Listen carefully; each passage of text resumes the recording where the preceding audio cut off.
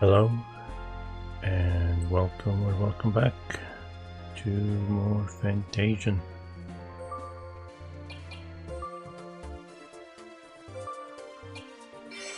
Last time I played I was about to walk into the volcanic cavern.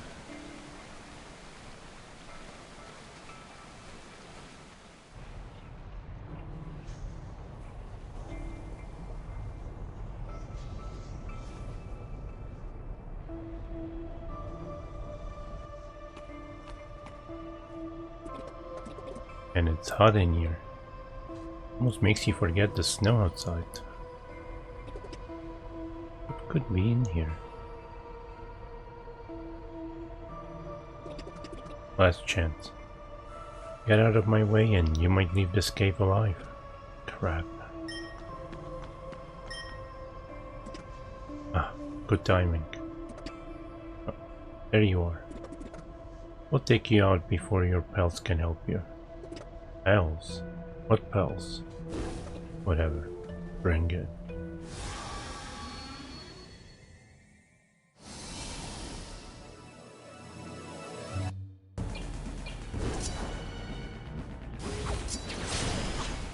I think just normal attacks work.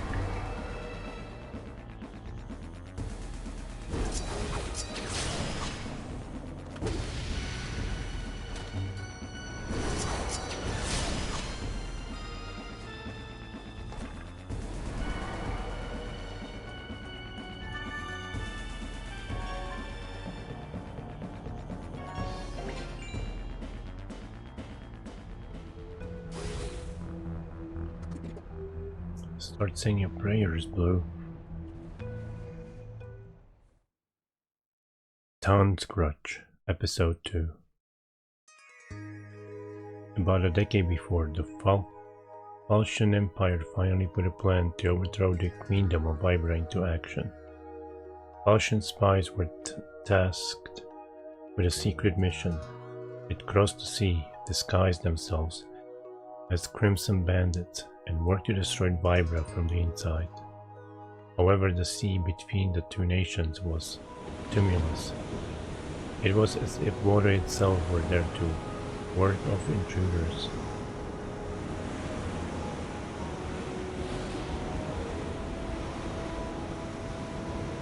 The Fantasian Empire's ships were swallowed by titanic waves, like plankton swallowed by whales. While his comrades disappeared one by one into the depths, Tom did not try to fight the violence well. Instead, he focused on protecting his body with magic. Rather than swim against the sea, he let it carry him where it would. At last, the storm subsided. Tom was left stranded in the ocean like driftwood. His sense of time began to wane, but he knew that if he fell asleep, he would sink down into the sea. He fought to remain conscious, staring unblinkingly up at the sky. Then, he noticed a small island. At the edge of his vision, soaked and weary, Tom desperately swam towards his haven.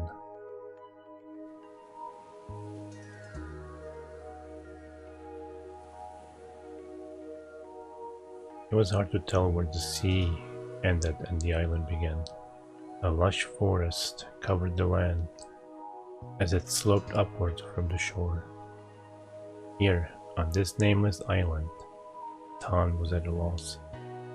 He had no idea such a place even existed. Tom knew he'd need food and water to survive. He resolutely ventured into the heart of the island.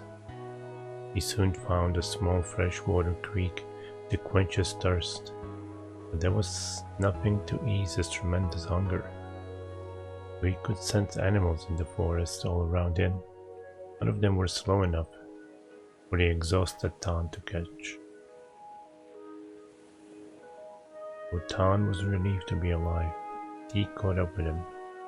Tired and famished, he collapsed into the shadow of a boulder. Waves roared in the distance. Three branches rustled against each other in the wind above him. Then he heard a new sound, soft footsteps, drawing closer and closer. Tan hurried to grab his short sword, but his vision faltered, surrendering completely to exhaustion. Tan blacked out.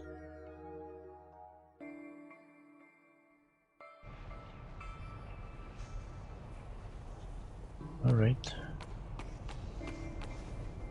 Oh. Just.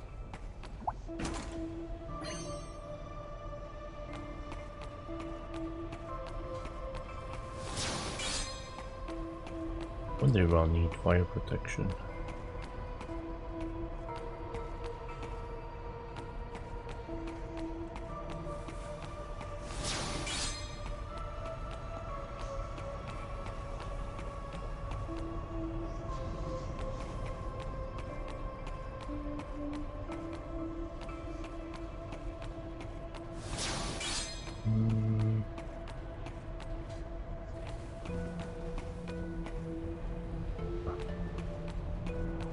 For a second I thought this might be the right way.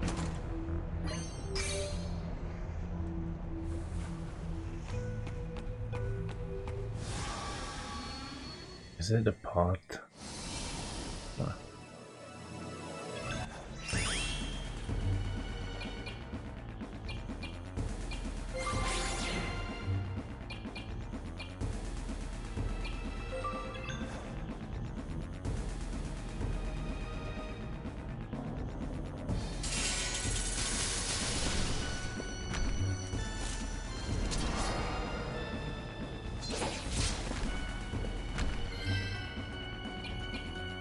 I don't have anyone else. Well, the boy has ice,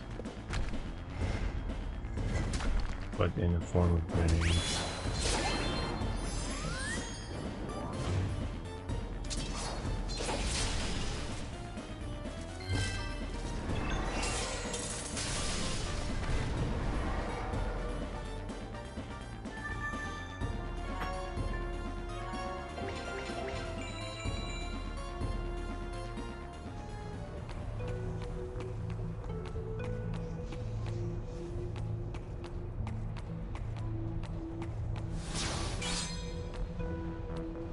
Oh, I didn't even notice those stairs at first.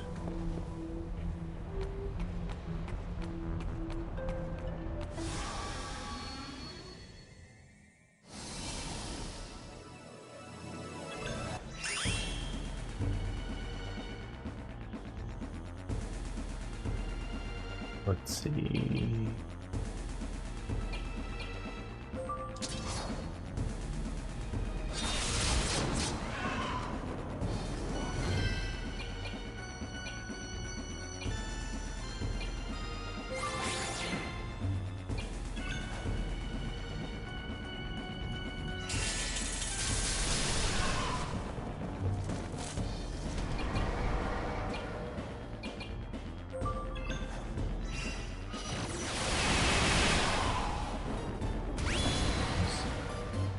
Probably could have got this guy too.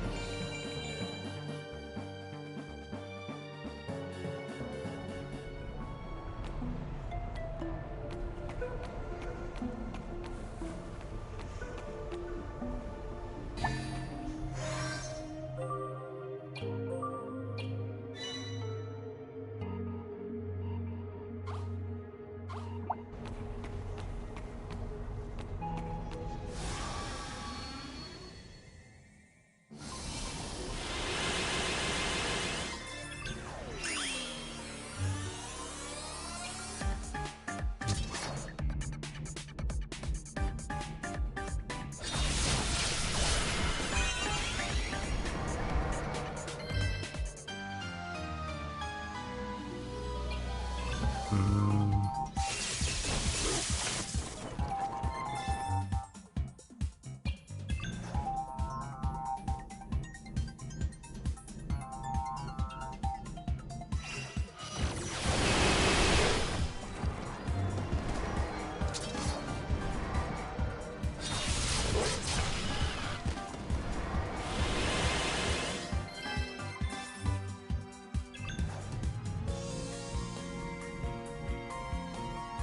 Dang it.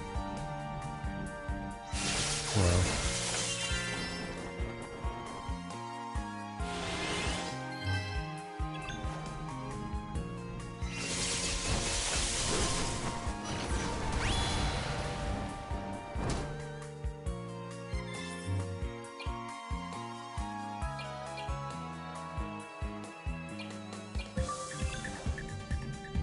Three.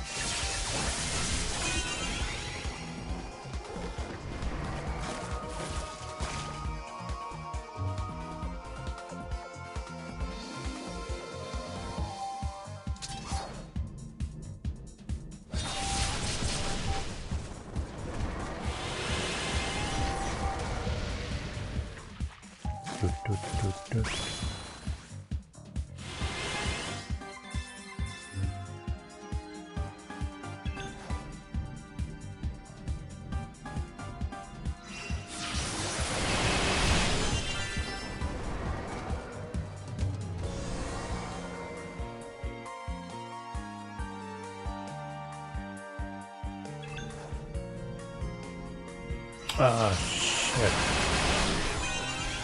I accidentally moved it and pressed it right after.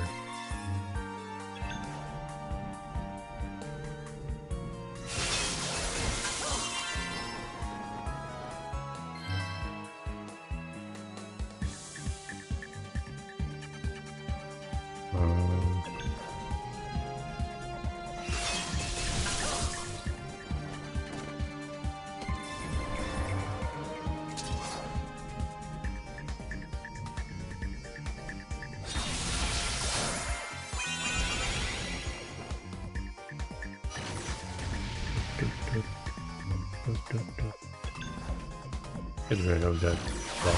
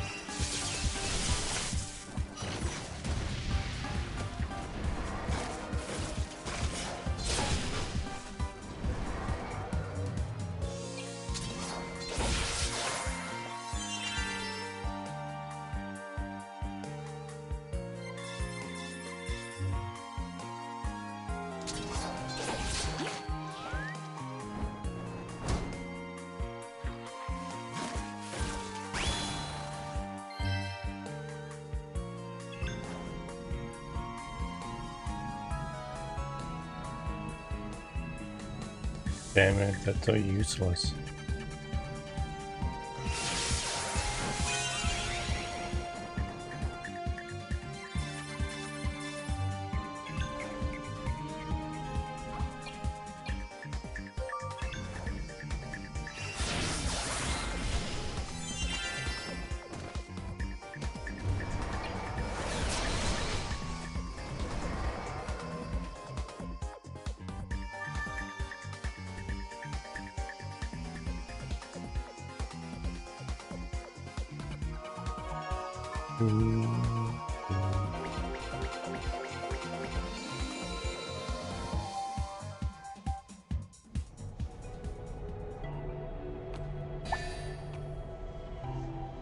Alright, well... Yeah, let me save just in case. I want to change something, I don't have to go through a battle.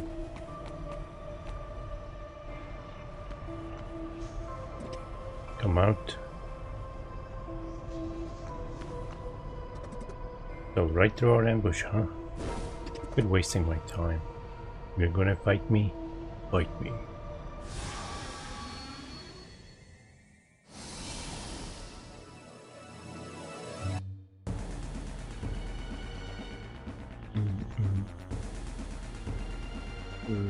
Let's see. Yeah, they're weak. I'm just gonna auto.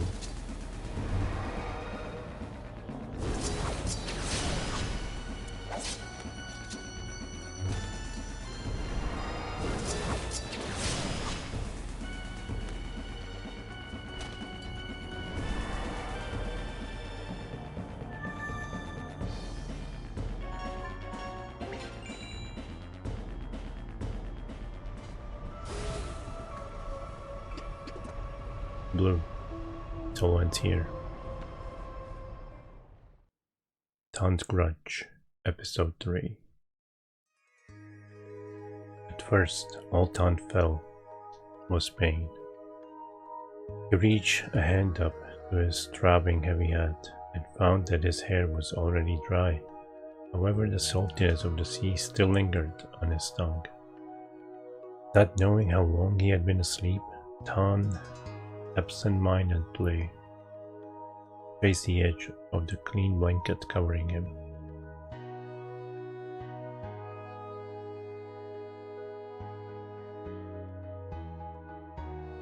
Tan could feel the blood gradually flowing back into his fingertips, a sensation returning to his hand. Then realizing he wasn't alone in the room, he jolted upright.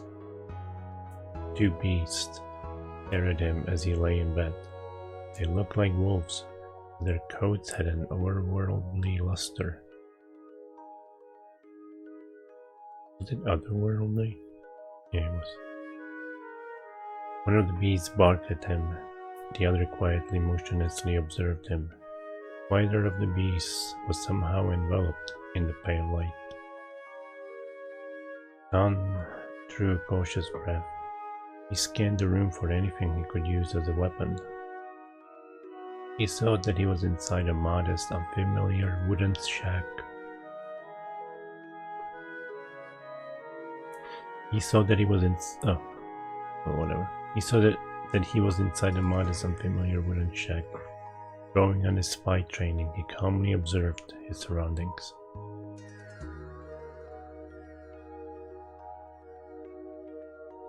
Beasts continued to watch him. Tan could see his equipment arranged neatly on a small shelf, but it was just out of reach. Either way, his hands were still half numb from his time stranded at sea. And these beasts were surely far swifter than he was. The more aggressive beast barked again. At the moment a door opened to reveal a woman.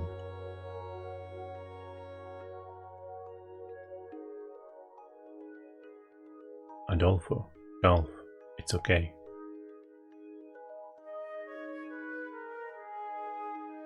Little did Tan know, his encounter would set him on the road to revenge.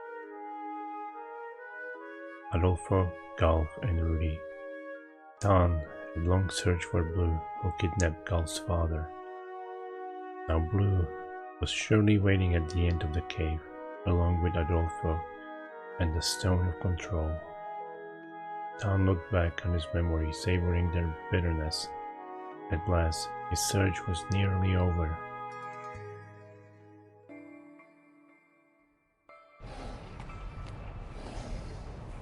Adolfo, snap out of it. That's Tan. Tan's close.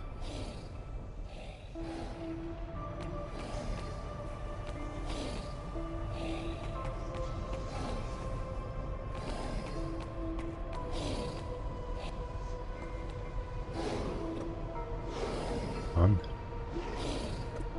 You again. What are you doing here?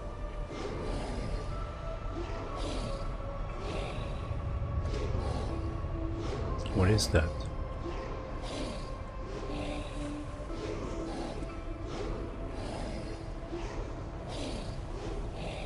He's Adolfo, Dolph's father.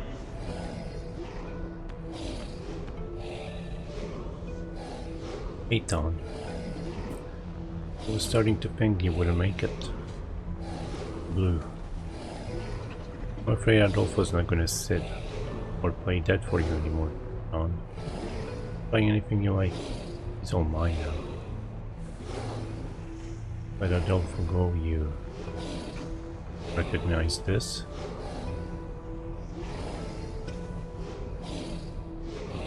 That's right. It's the Stone of Control. Say thanks to your girlfriend for me next time you're at her grave. Carmina. You always were one of my favorites. Ask real nice and I might give you your old job back. Now's your chance. You think I'd ever work for you again after what happened to Carmina? I'm not leaving until you're dead.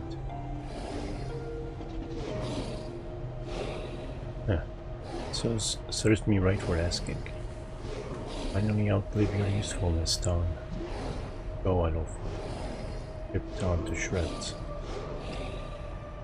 We've got your back, Don. I don't know. Definitely, well, I don't want to say definitely. Because Cheryl has eyes, but I'm not sure if she'll need eyes here.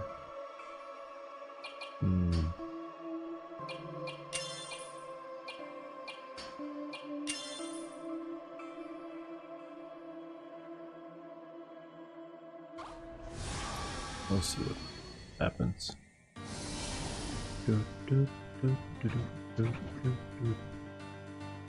One question, Don. Can you really bring yourself to strike Adolfo? That's right. Dolph's own father. Can't do it, can you?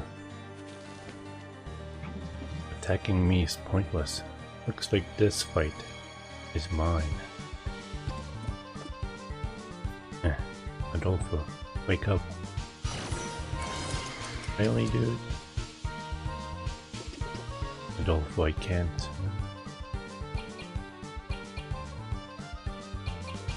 The energy pass. Reduce own HP by half and gives fortune to the ally.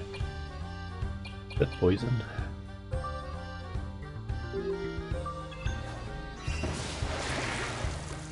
Well, at least it can be poisoned. Good to know.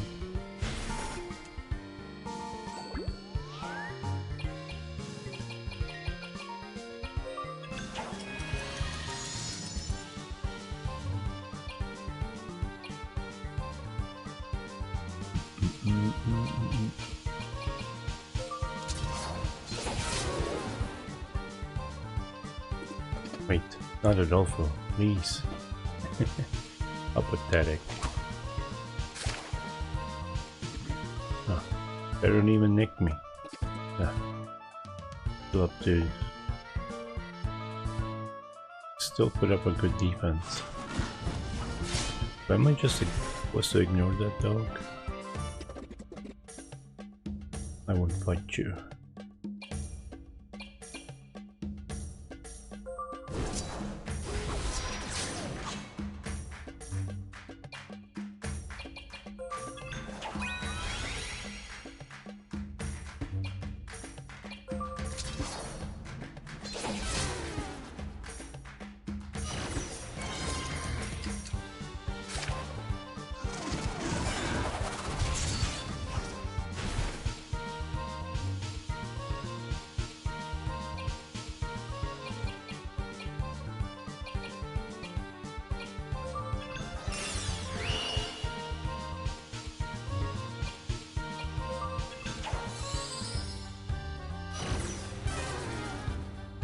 Seriously?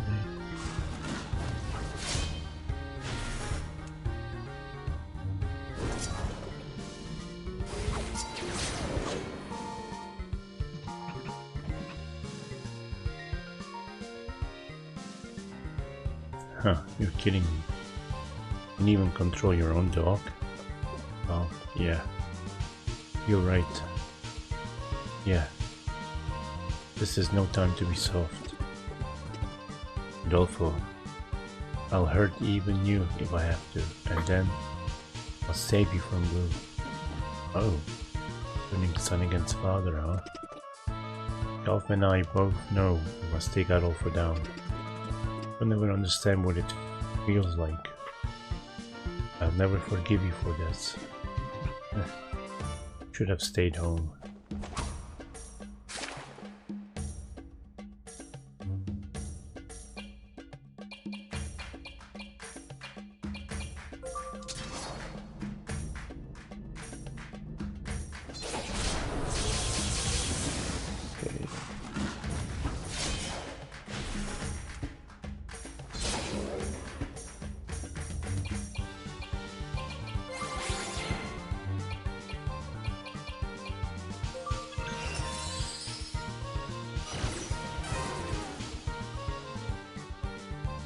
That all he can do? MD bucks.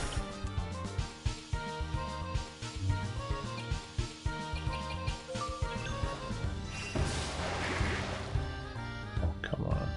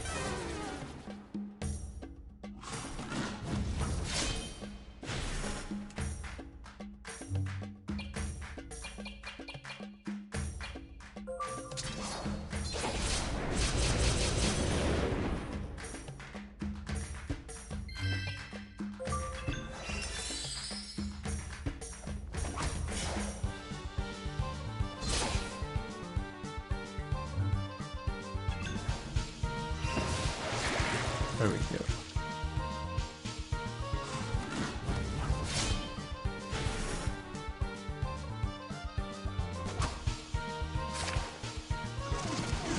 How many times does he go?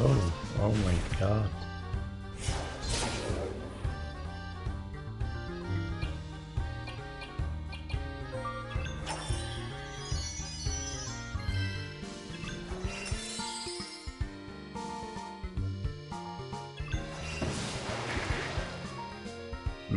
Can we point out?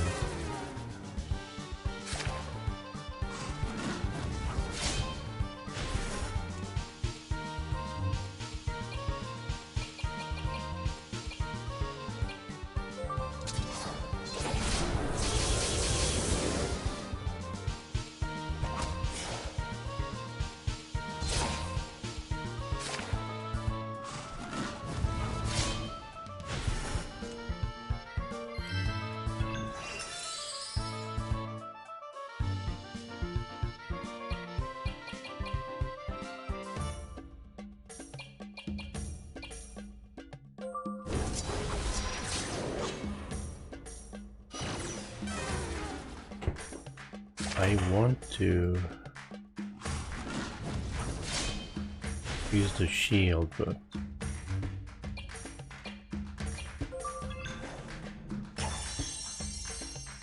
he's not like running.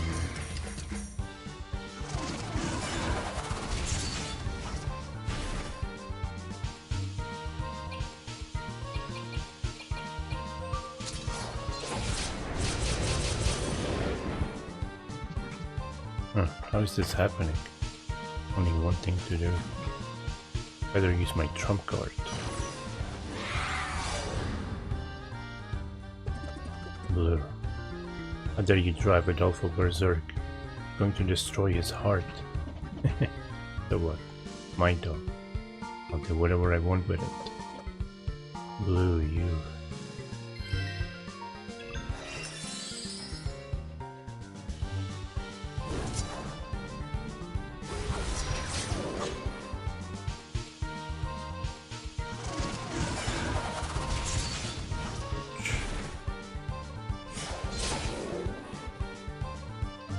Okay, seems like they traded places.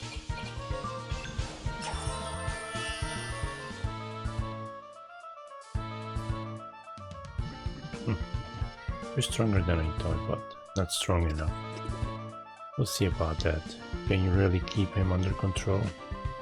What's it to you? Defense is getting sloppy. Now's your chance to take the stone.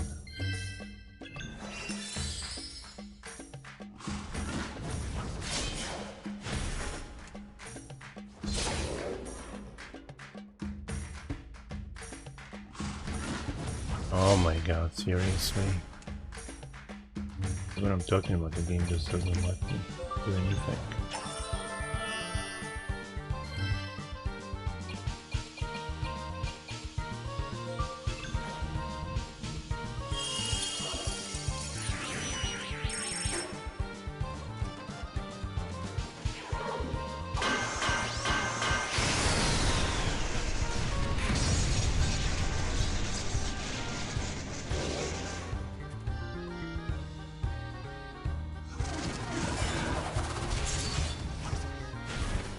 Boo, I'm dead.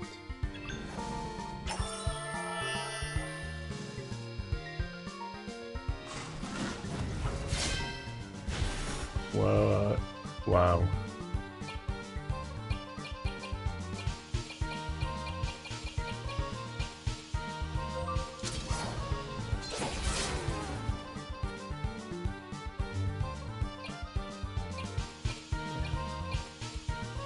Oh. Oh hell, I'm like, what? Mana?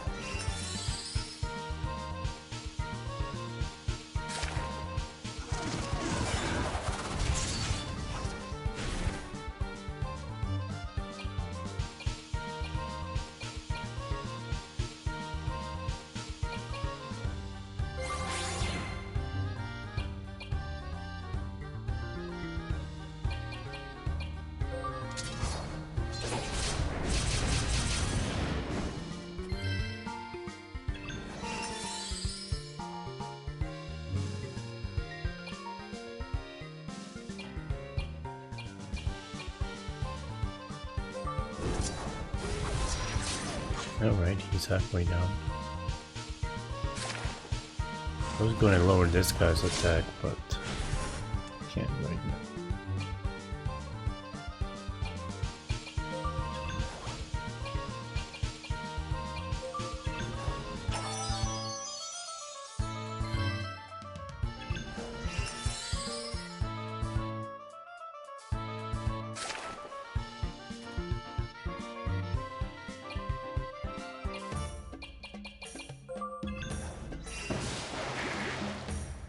Ooh.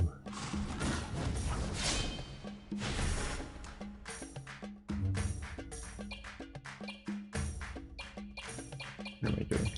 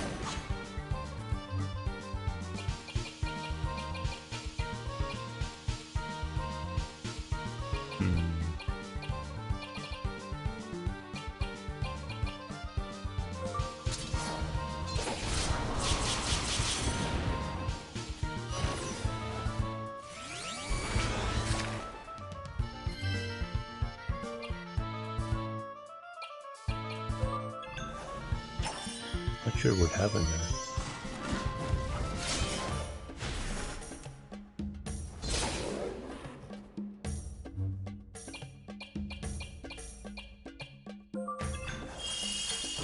Alright, he's in the red.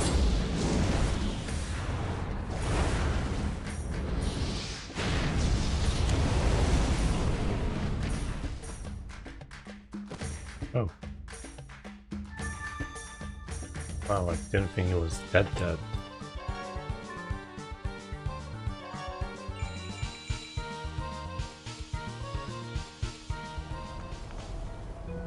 Adolfo, stay with us.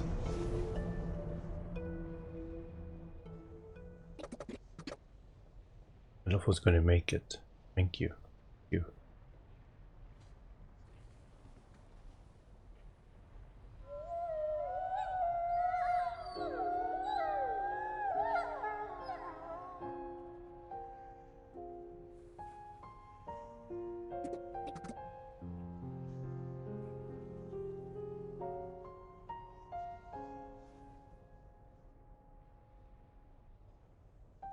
Look, Alf.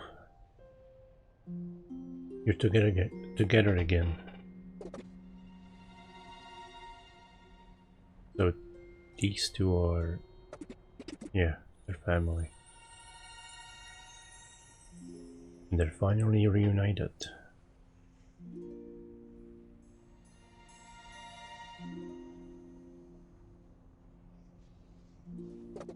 Right, remember Kina said so.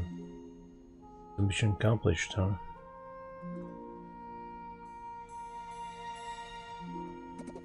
You can feel what they feel, but down to the last heartbeat. Adolfo, Galv, I bet Carmina's watching too somehow. Aren't you, Carmina? Hmm?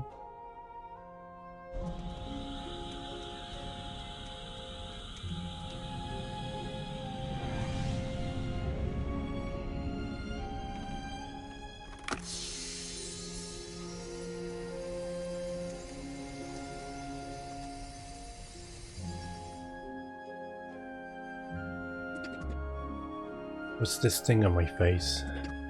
A pimple? Divine artifact. That's supposed to mean something?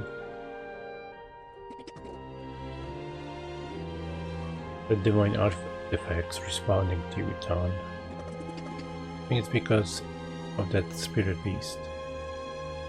And maybe that's not all. I don't know who this Carmina is, but she sounds really important to you. Divine artifacts react strongly to that kind of connection. The divine artifact's really powerful.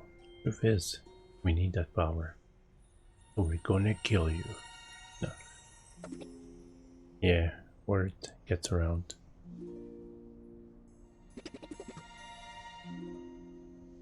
You guys are the ones trying to stop mecha infestation, right? They say you even fought off the malevolent god. Is it true? There's a bit more to it than that, but yeah, we could really use your help. I'm in. I owe you one anyway. Besides, these guys weren't too crazy about Bacteria either. We'll take you back to Valrica Lab for now. It's kind of our home base.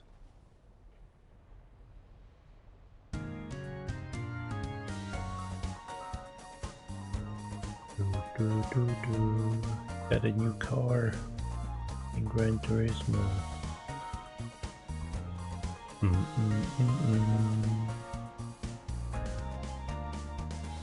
That's what that music reminds me of.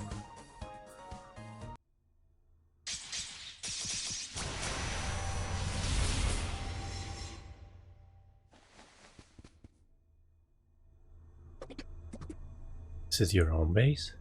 It's pretty weird. You could say that. And you're telling me that we can use this thing to go wherever we want. Pretty much whatever, as long as it's a place that I can remember. My dad built it a while back. Not bad, Dad. So you mean if you don't have any memories of the place, it's a no-go? Why? There's somewhere else you want to go? Yeah. I'd like to visit Carmina on the Nameless Island.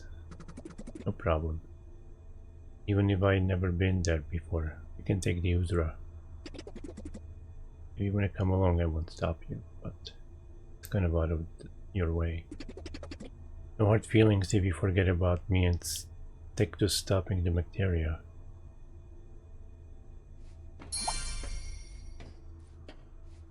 Alright. Wasn't expecting to do that on the first try. The battle.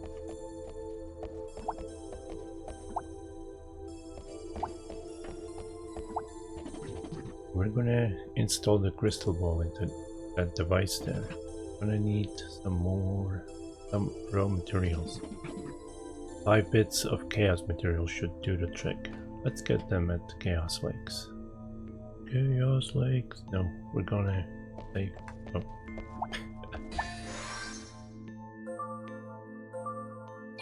And go visit his island. Find out more about him. You know what?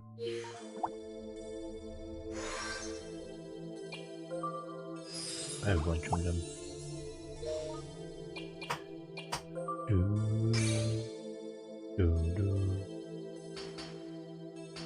Definitely gonna get that.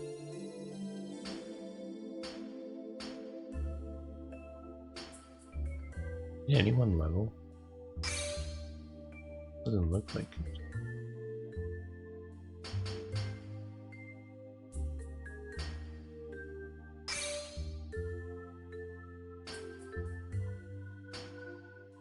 Oh, well, he has a...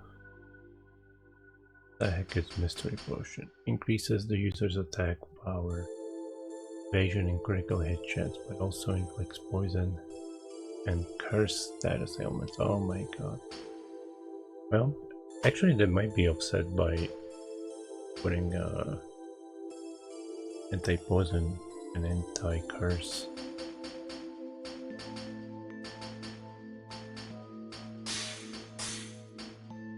Get that first. Adolfo.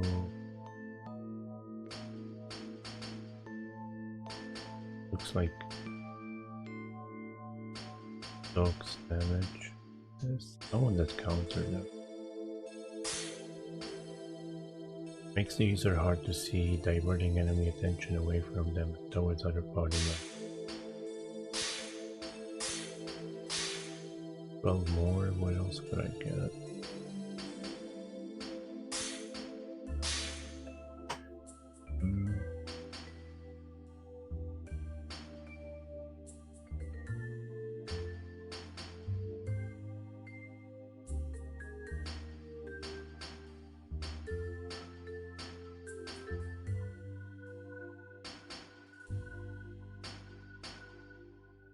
Greatly increases in pain.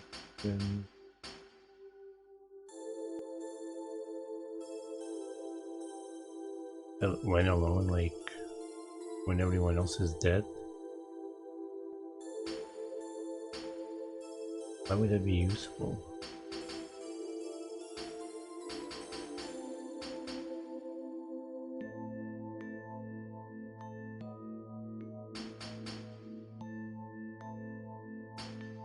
Get that.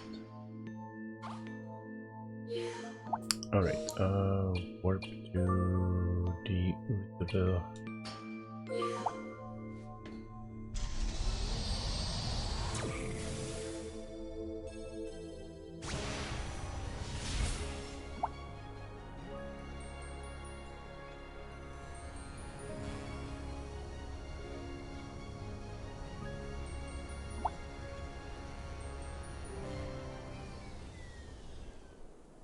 Nameless Island.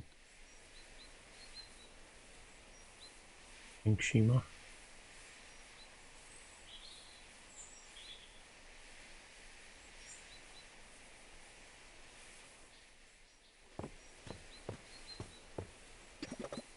Never thought I'd come here again.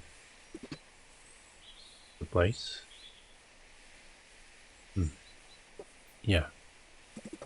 This is where I first met Golf and the others, Carmina. Back then, Golf wasn't a spirit beast yet. He had a physical body. He wasn't always like that. Right. If you want to know more, gotta walk, talk. There's some place I've got to visit. Come along, will ya? Sure.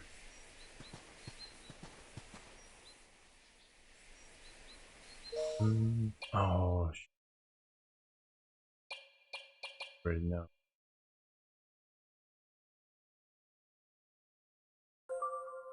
Something I forgot to do.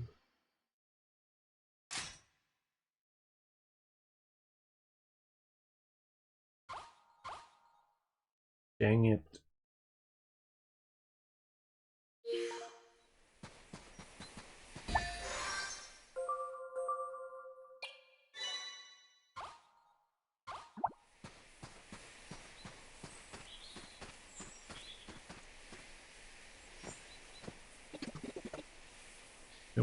We won't be able to go any further if this mist stays this thick.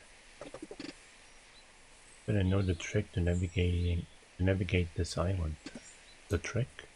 Yeah. I'll show you. Over at that orb.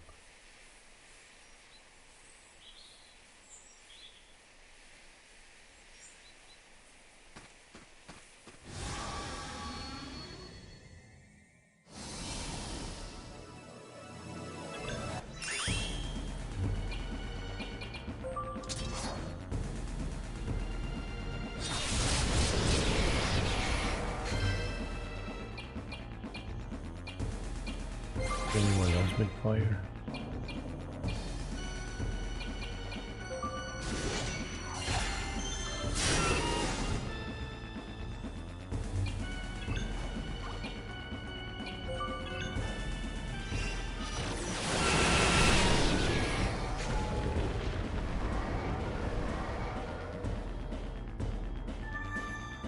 Isn't Karen just giraffe?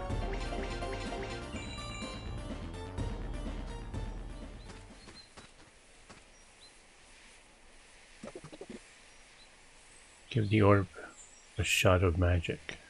This should clear the way.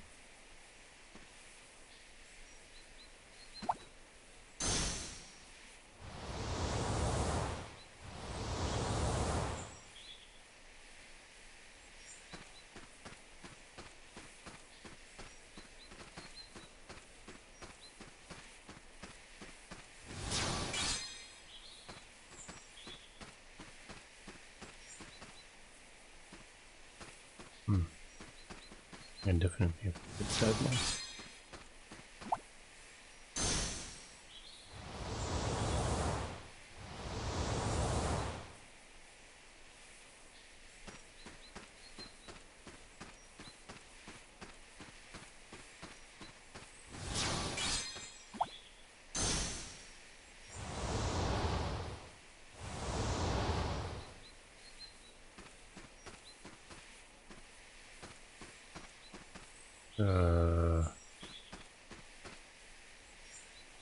What?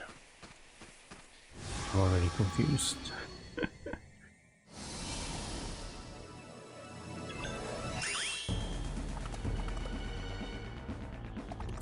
F off, I hate you guys.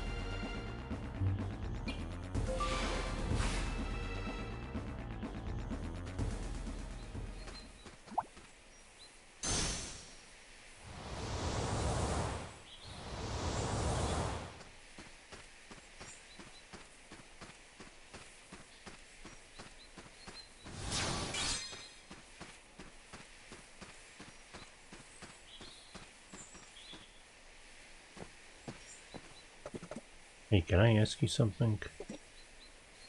If you gotta. The Golf and the other beasts native to this island? No, they're not. Carmina brought them when she fled here from somewhere else.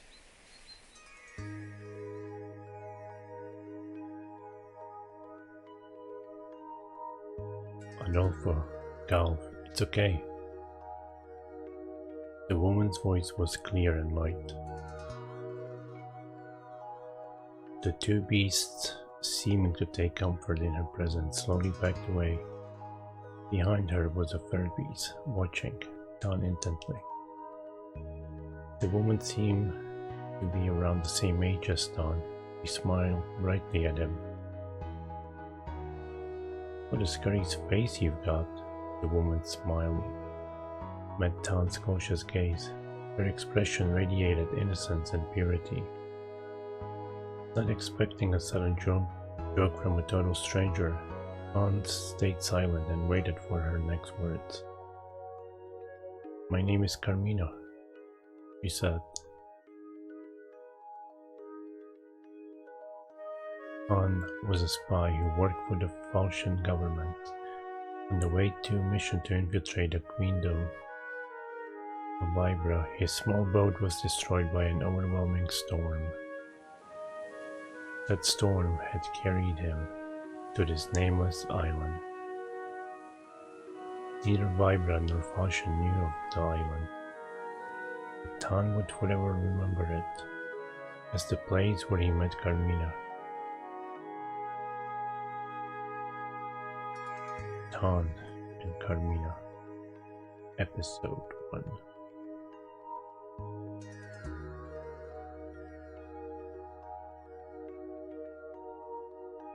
Carmina's shack was on a quiet corner of the island.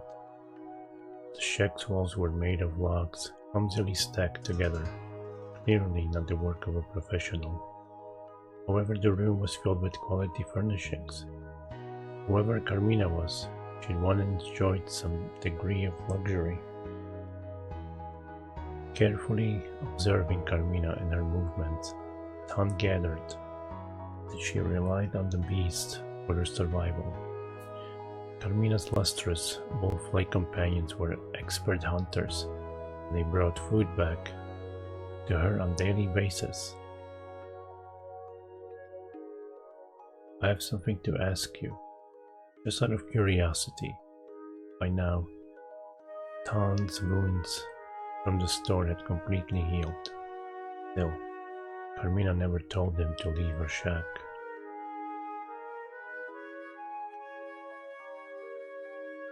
"Of course, it's out of curiosity," Carmina chuckled. "Why else would you ask?" She glanced up from the tree nuts she was sorting. "I mean, I'm really curious about you and the place." "I'm nothing but curiosity." Tan's sudden burst of candor surprised even himself. Flustered, he continued, chilling the nuts, as if he'd said nothing. "Well, go on. Ask away."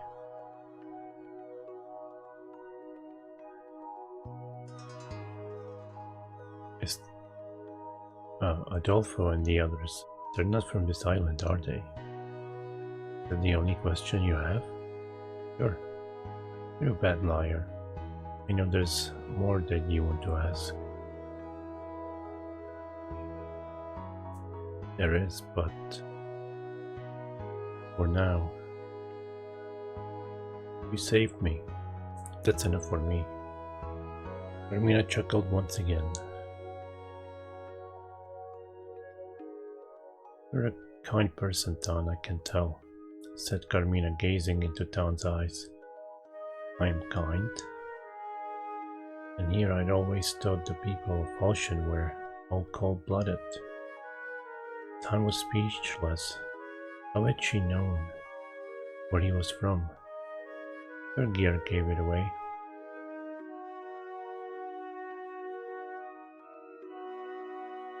"You're from Dora, right?"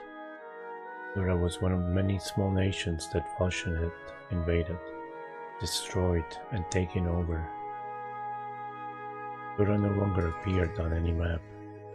Its culture and language had been wholly consumed by Falcian Empire.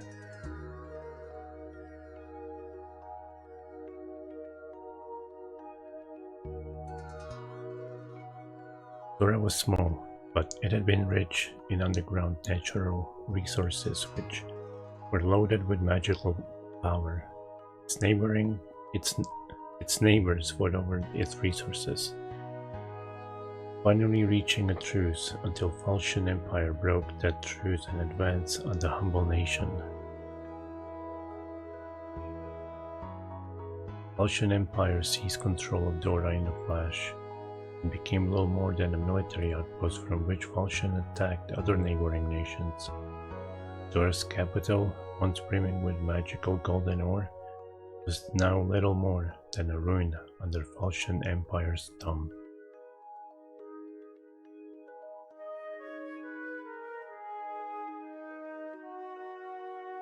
And that's not all. You were close to Dora nobility. What makes you think that? Carmina asked quietly.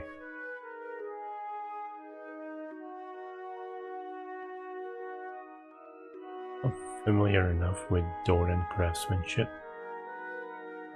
One look around this room and I knew. You're not wrong, but you're not entirely right either. Carmina murmured as she looked into the distance. Tan asked another question he thought might have been better kept to himself.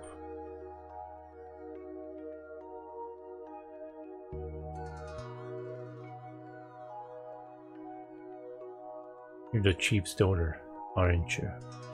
Carmina nodded. Tan felt a strange sensation like blood draining from his fingertips.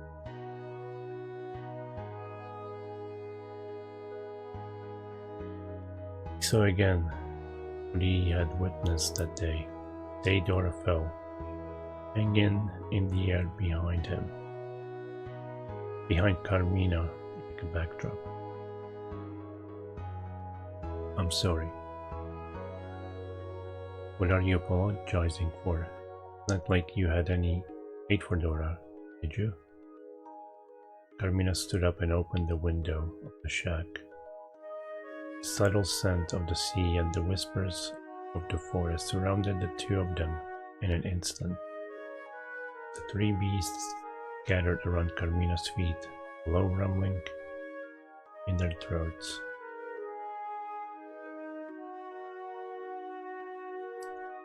We're the only ones who escaped here to this island, said Carmina, stroking the beasts tenderly. Adolfo gave his life to shield me from an incoming arrow, but my father, our chief, revived him. In his final moments he used Doran magic to turn Adolfo into a spirit beast. But I'll never know whether that's a choice Adolfo would have made for himself. Carmina looked up from the beast to face Tan. He had perplexingly peaceful expression. The kind eyes didn't betray the slightest shred of resentment. You're the kind one here, not me, Tan said. Am I really? I abandoned my own people.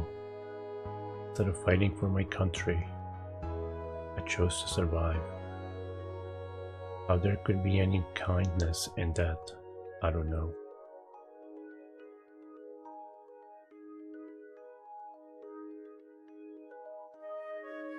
I ran away too, said Tan.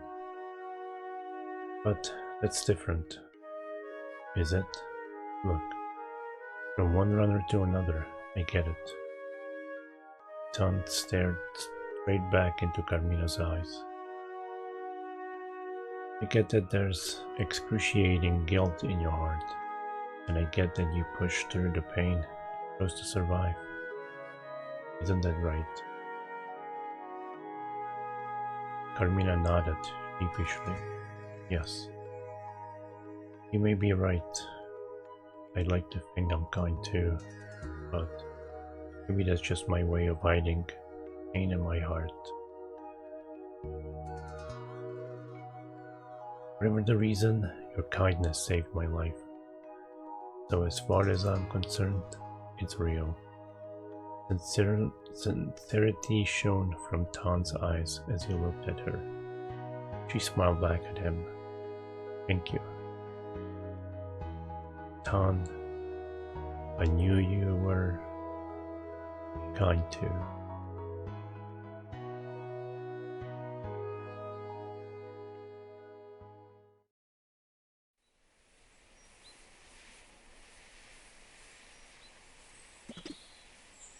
They all ended up here?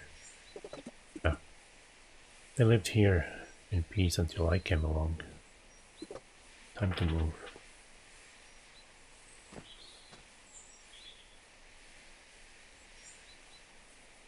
Alright, let me see. Just here.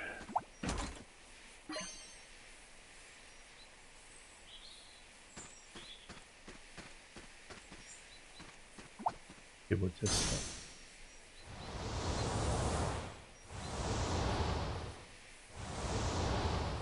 Well, is that a way to like drop down here maybe?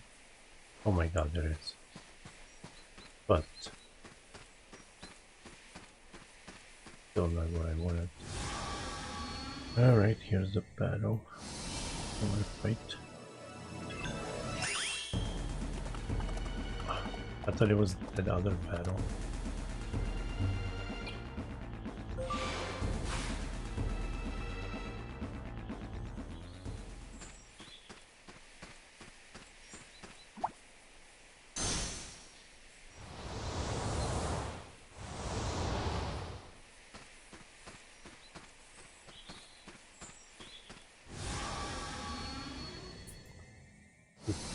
Good. God, go away. No. Wasting my time.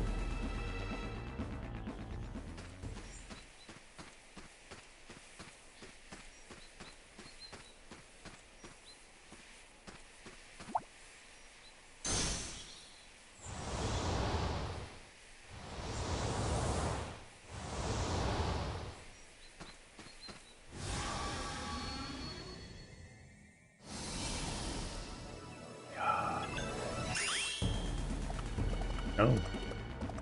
Oh wait.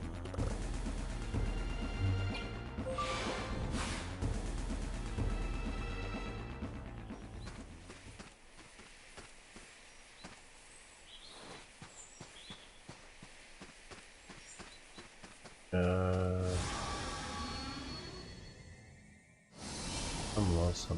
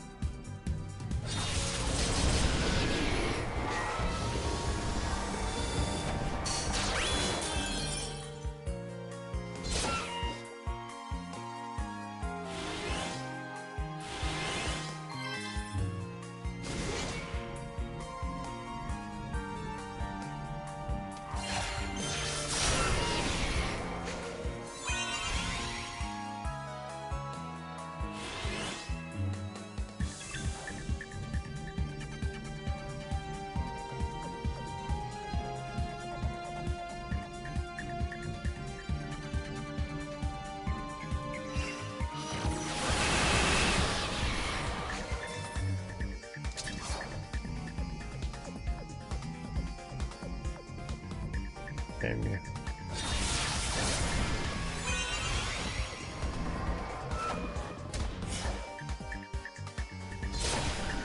Nice counter.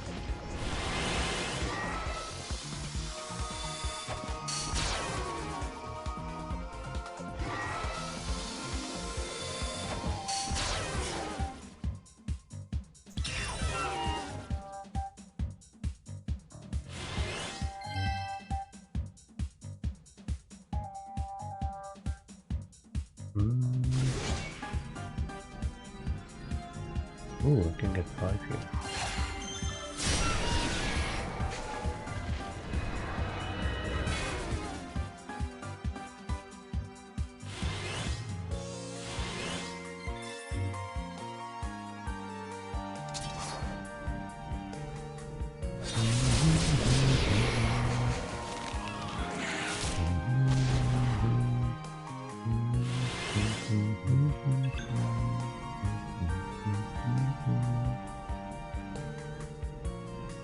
I get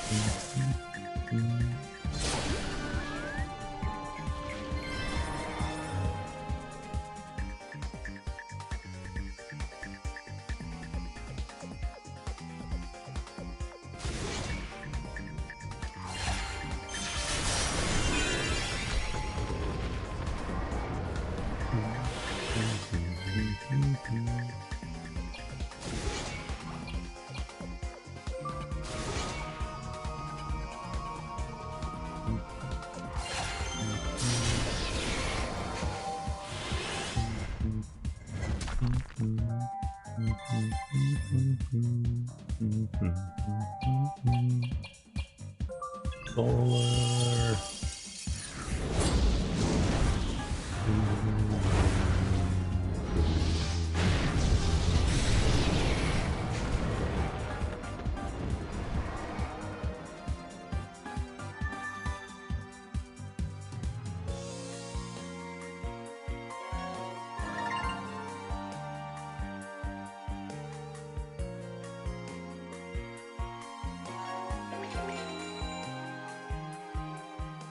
All right. Let me see.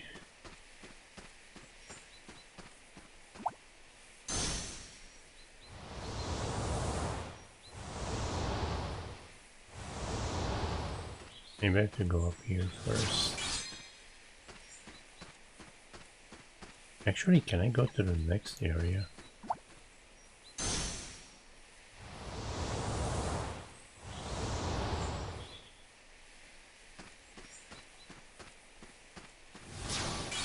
It might reset it. What happens in the next area? I don't know. Kind of hoping up for a warp point.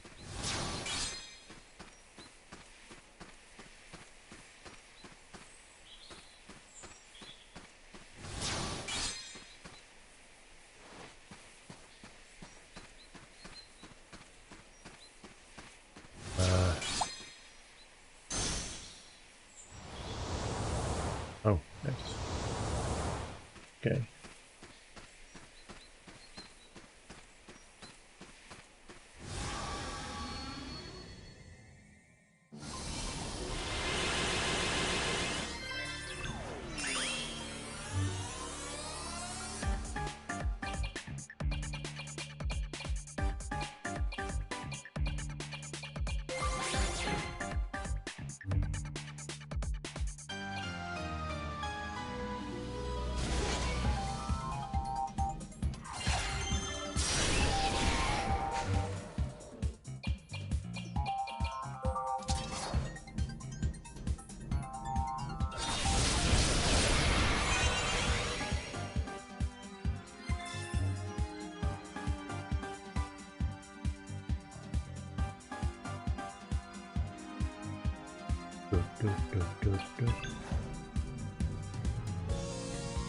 Get more.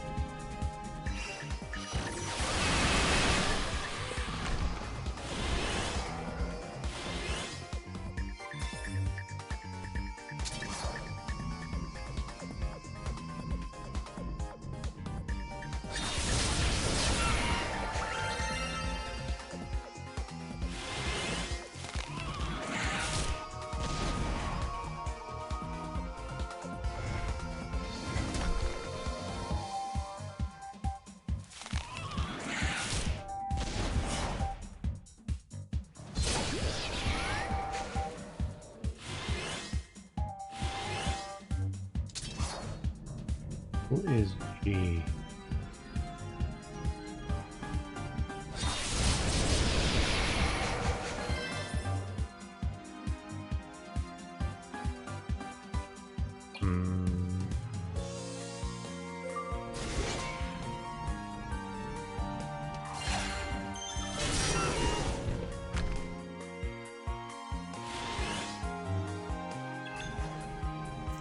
EFI. Fine.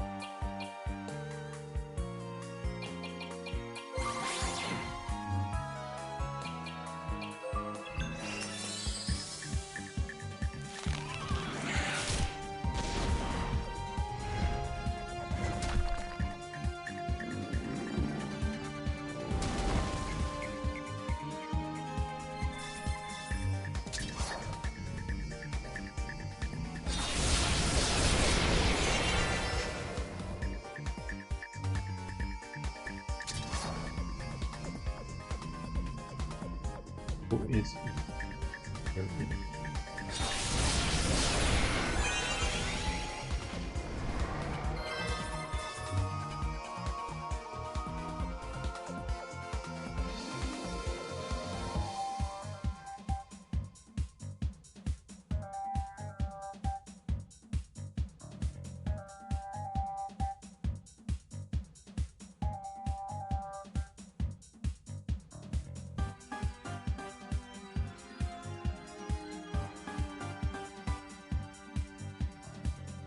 Sorry about that. Where am I?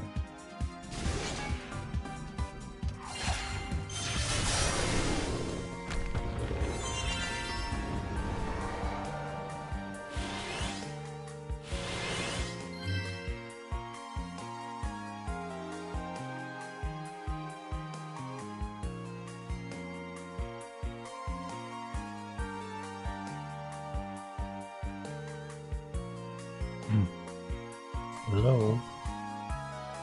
We have August.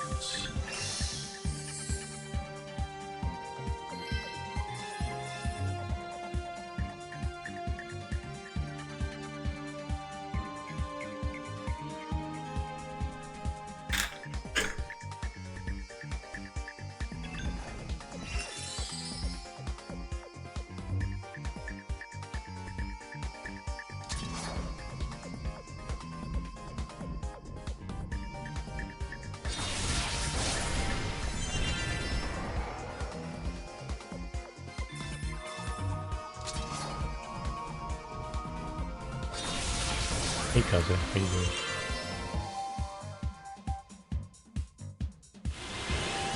How many are on the field? 2, 4, 8. Oh well.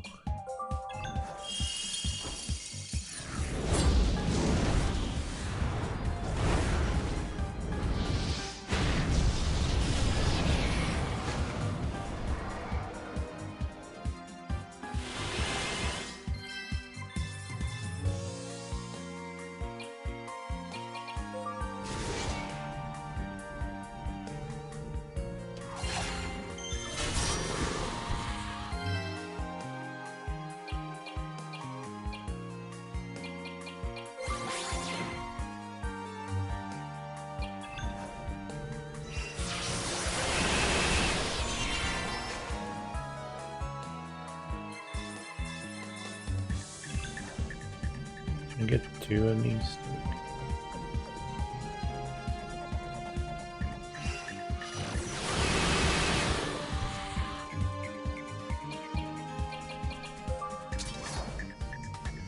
Oh shit, I can get that and that.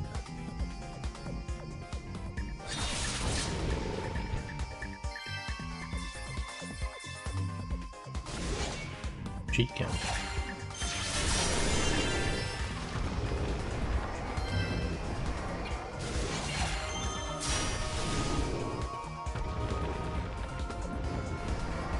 Alright, back to that stupid puzzle.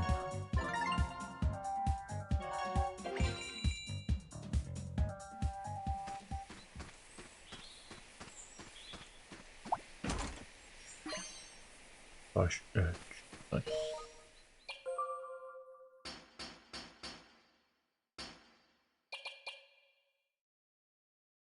+1.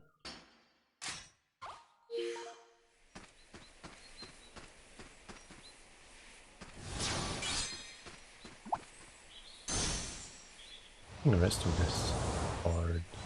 I think just the beginning was, because first time you play you don't know that you can jump down. And that's what I wasted most of my time first playthrough. Like, how do I solve this?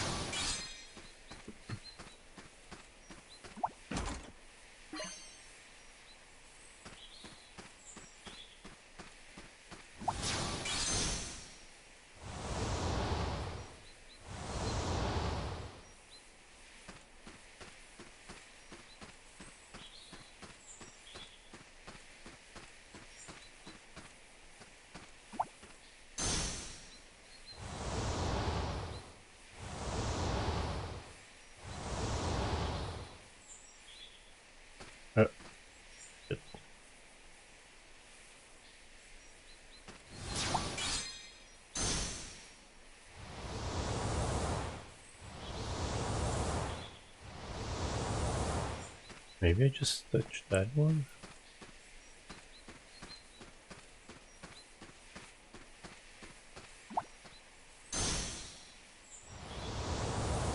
No.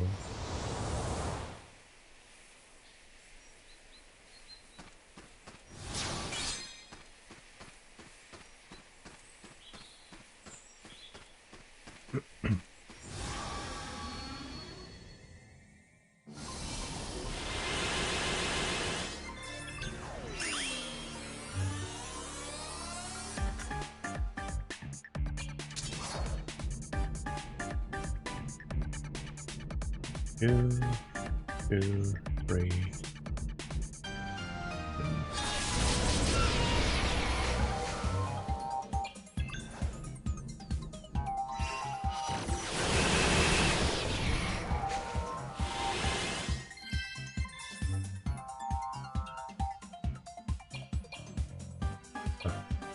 Does she have? Okay, she's like other health back.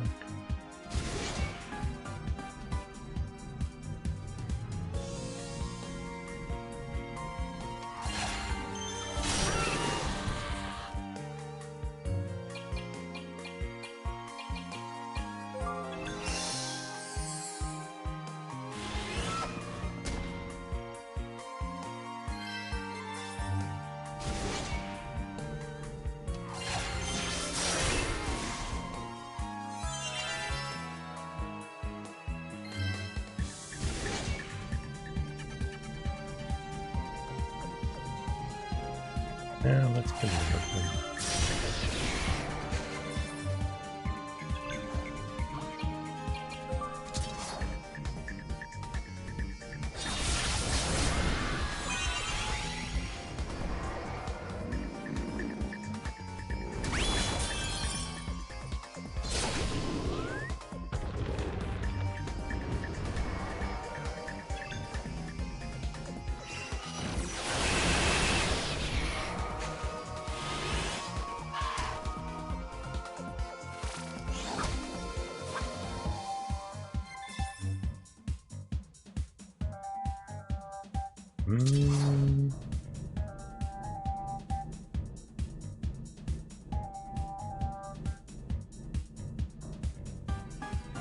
I'll save it for her if it's still there.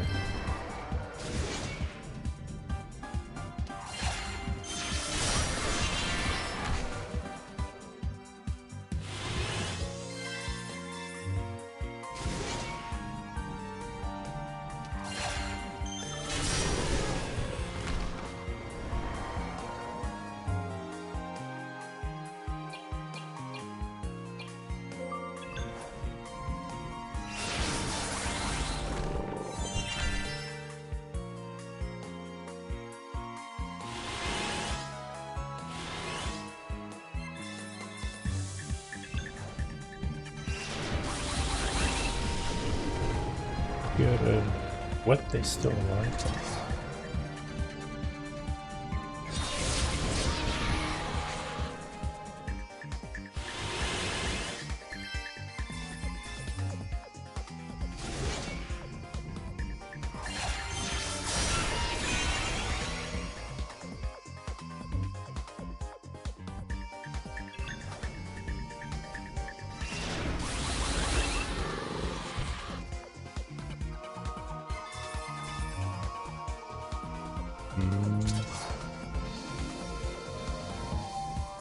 Give me the kill. Yeah. Well, that's what I can do, I guess.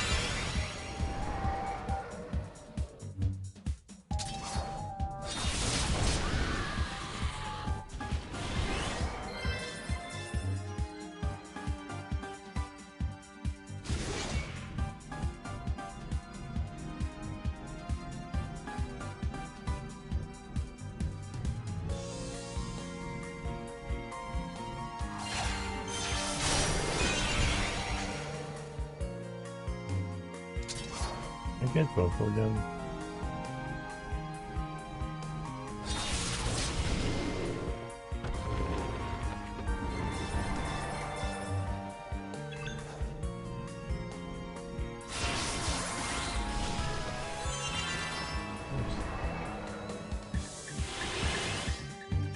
How many more are there?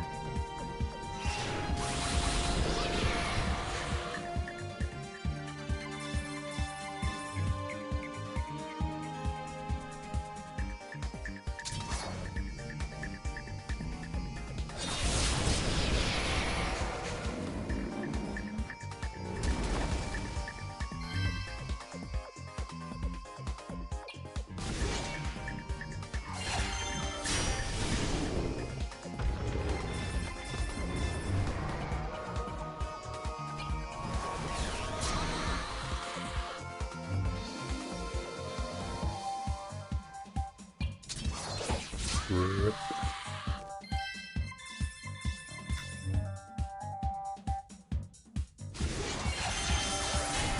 Like, not yet.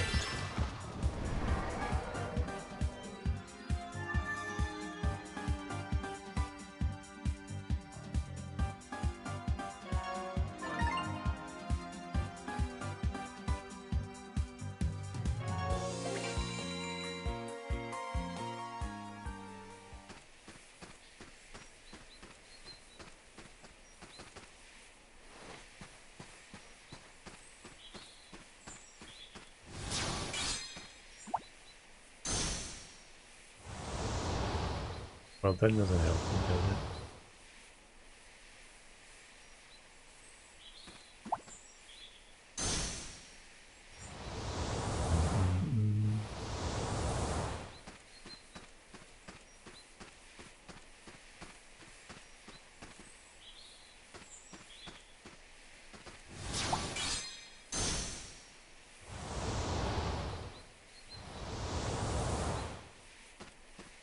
Why do you hate me? Why do you...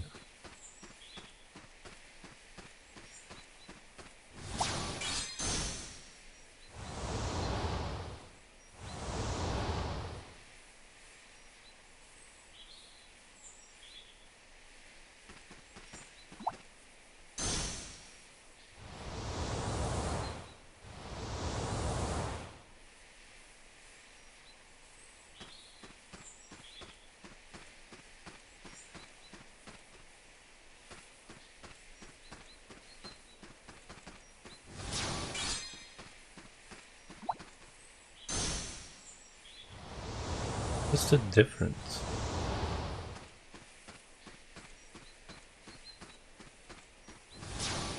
Like, I haven't done any...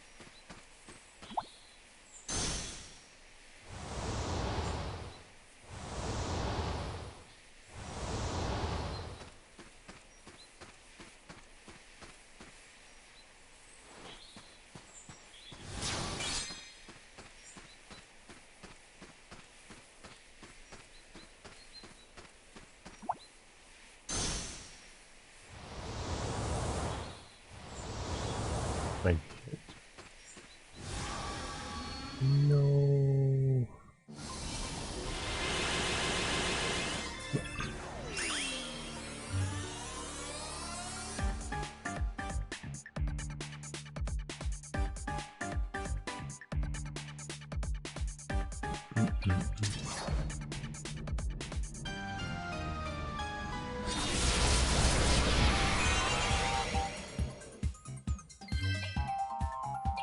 You know what?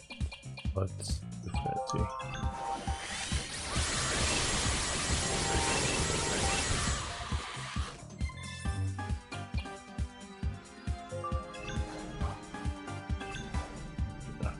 Wait.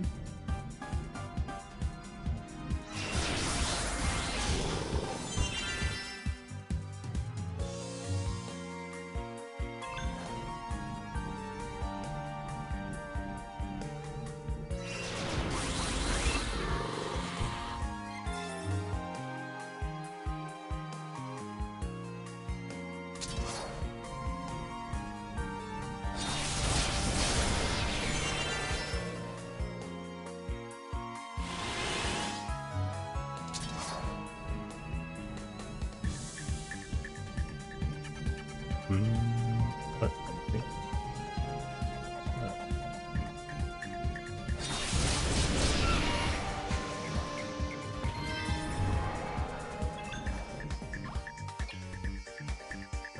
Try it again.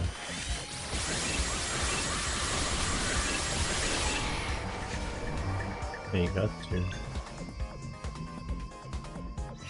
It's more than I was expecting to get.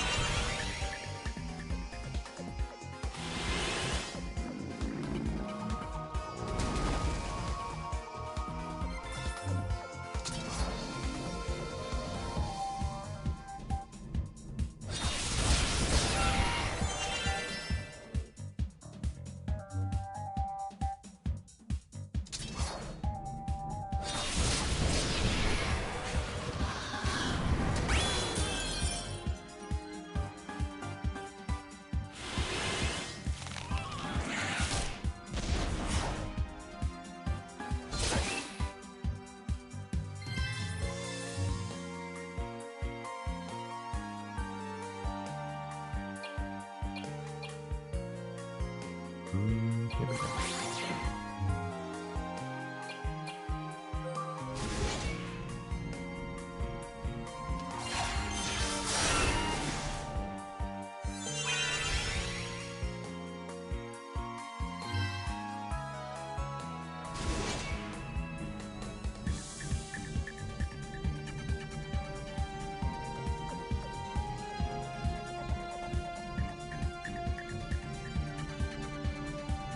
Damn it. Guess I'll go with this.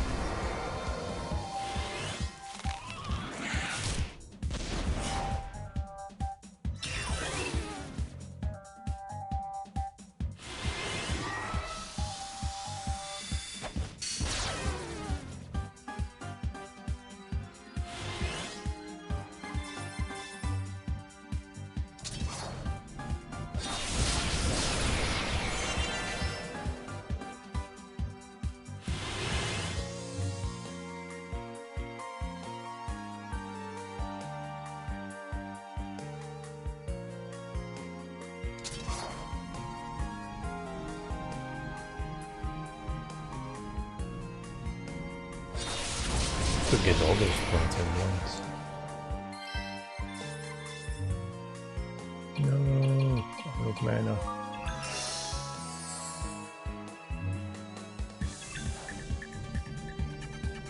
Oh man. Yeah, well, let's go with rain.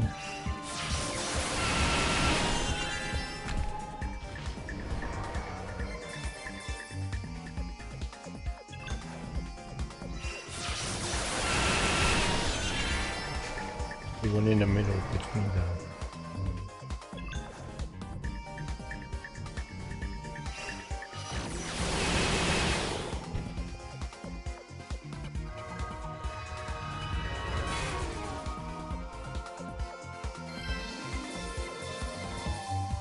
Where are the little ones?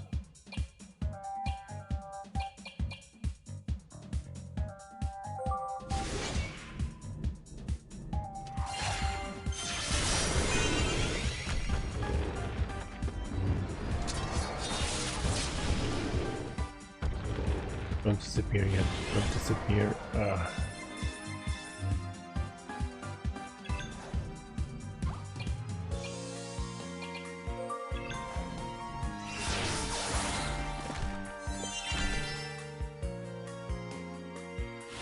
there we go.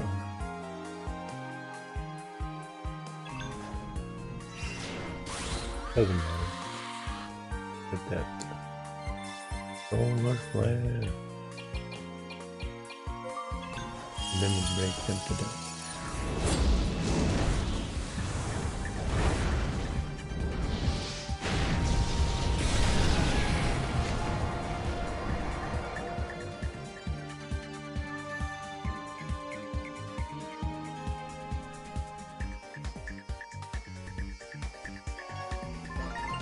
One level. Oh, I should give him double XP by the way, so I can catch up faster.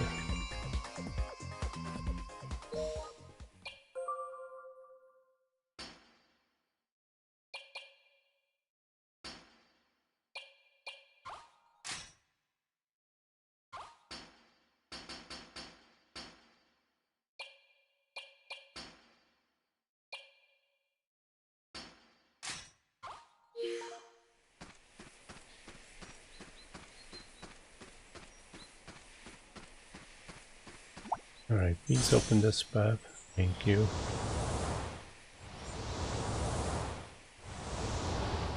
Alright, I should be out of here now. Finally. What was it? 3 of those battles?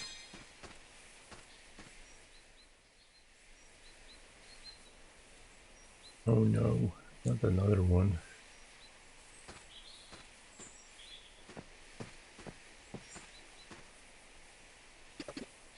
What's your step, Leo? Jeez, what happened here? Nothing natural. Kind of a long story. Wait, you did this? It was the other guy. Tan and Carmina, episode 2.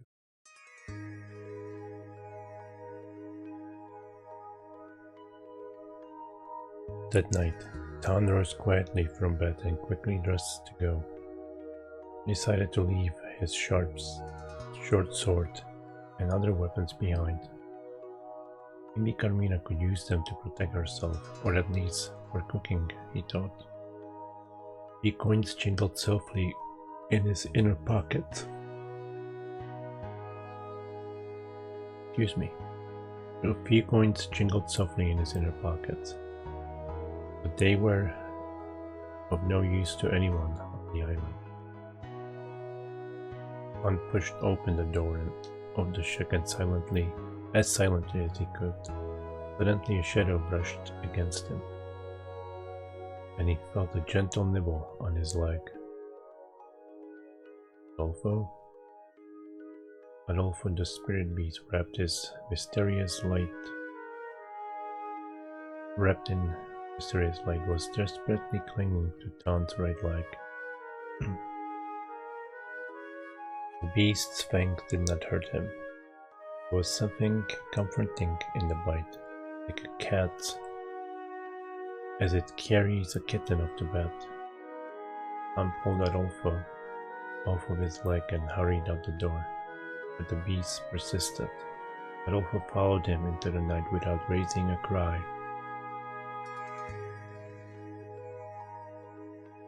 Adolfo, go back home, Han told the spirit beast, but Adolfo kept following him, as if pretending to not understand. I don't belong on your island. I destroyed Carmina's home. Han continued, muttering to himself, knowing the spirit beast couldn't try to offer him false comfort with words. Han and Adolfo eventually reached the center of the island. By night, the ocean was calm and peaceful, as if the storm that brought him here had never happened. Then Han heard voices break the stillness, and hid himself in the shadows.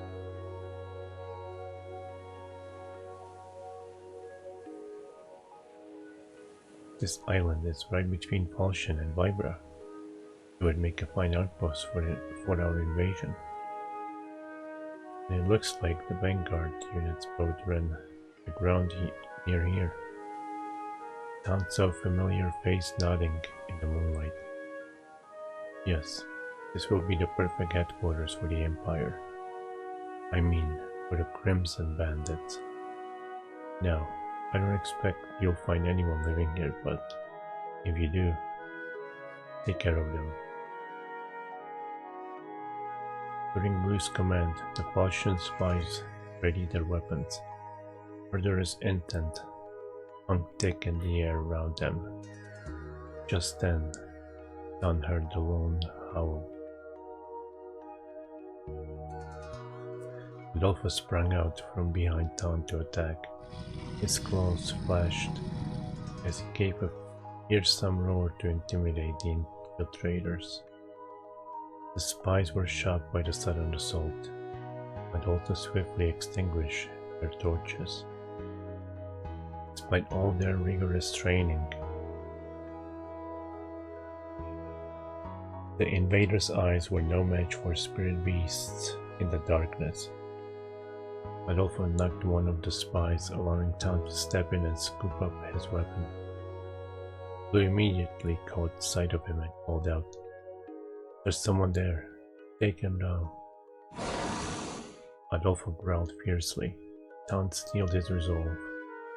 "Blue," Tom cried out as he launched himself off the ground.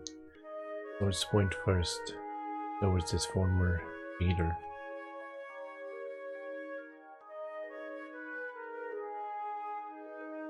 Blue sensed Tom's murderous energy behind him and dodged. Tom's blade missed him by a hair. "Huh, so you're alive," Blue laughed loudly, mockingly. Tom hopped back, putting some distance between himself and Blue. "Good to see you still kicking, Tom. This island would make a perfect base, don't you agree?" Ignoring Blue's taunts, Tom lunged once again. "Get off this island, Blue." Tom felt Blue's knife pressing towards him, hard as they clashed. But as they were close enough to graze each other with their blades, Blue shoved him away with ease. Then he raised a fist and struck Don the temple. As Don staggered back from the blow, Adolfo leapt at Blue. "Huh, you made some new friends." Blue grabbed Adolfo by the head as the beast's fangs sank into him. He yanked Adolfo away, completely unfazed by the bite. "I knew it. You're a traitor. And now you're gone soft. I mean, babysitting puppies, Don." As Don fell to his knees, he felt the strange current of magic energy surround him.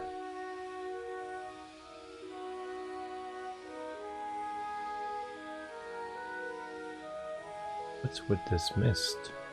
He murmured with uncertainty.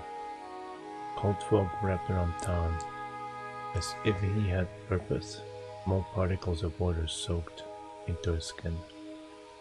Blue struggled to slash away at the mist around Don, but it showed no signs of dissipating. Before long, everything around them was shrouded in thick, white fog. Blue fired spell after spell through the fog. However, unable to see clearly, he struck his own comrades. Human screams echoed through the fog along with Adolfo's barking cries. A new noise grew dim in Ton's ears. "Ton!" Suddenly Carmina's voice rang out to him. The magical mist had come from Carmina. The nameless island was dotted with large metallic orbs created by donor magic. It had been a long time since Carmina had used her powers, but now she wielded them to put an end to the fight. Ooh. Tan called out again to the man he meant to slay. His answer came in the form of a sharp wave of magic that slashed across Tan's cheek. Around his fresh wound, Tan felt a shift in the movement of the air. My god, I can't read. He could sense that Blue was preparing a particularly fearsome spell.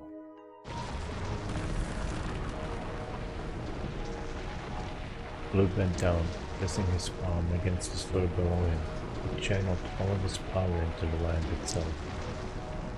Tan felt the particles of mist jump from his skin. A moment later, the earth moved violently as a great rift opened the ground. The fissure grew, destroying everything in its path. The ground under Tan's feet collapsed.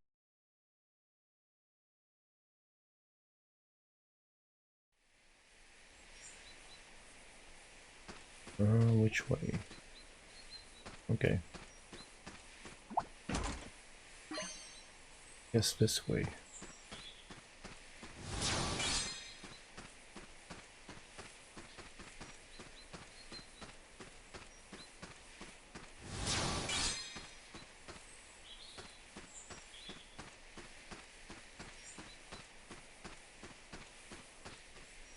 Tank.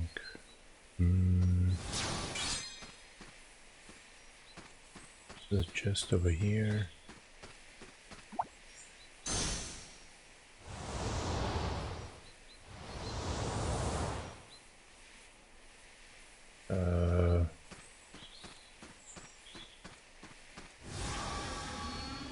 I don't think anything really happened.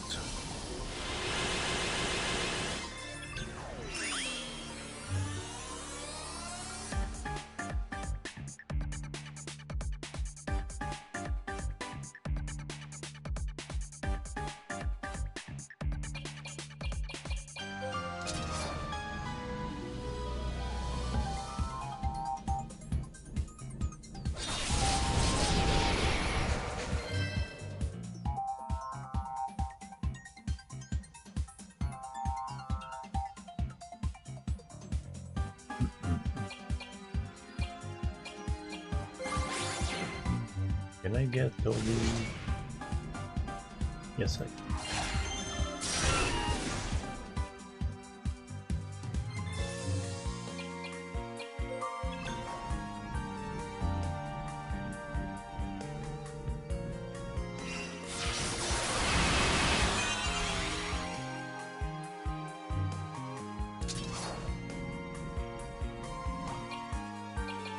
Dispatch him.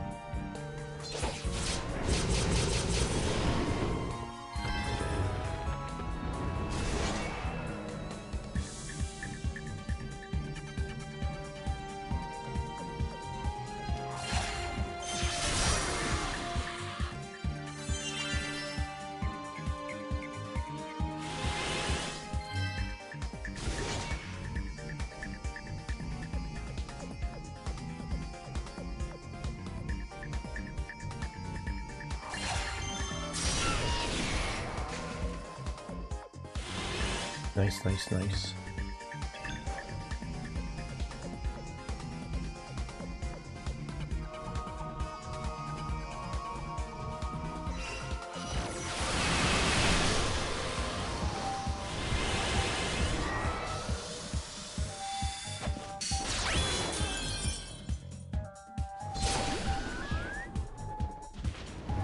Oops. Oh man. Oh, never mind. I realized. Dead. Okay, I was done then.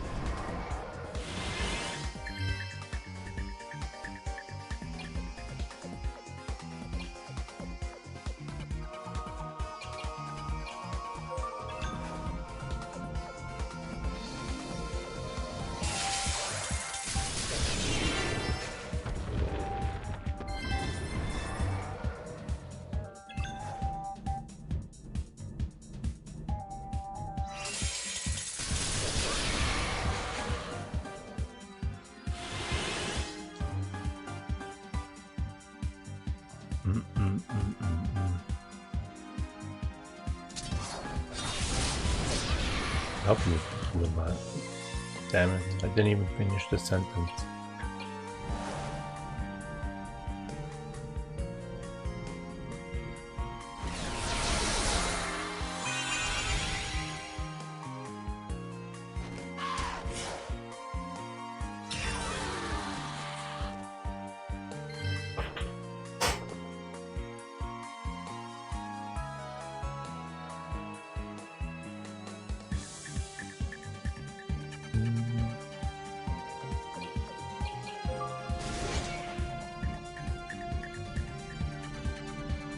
I can kill you. Yep. Ah, shit.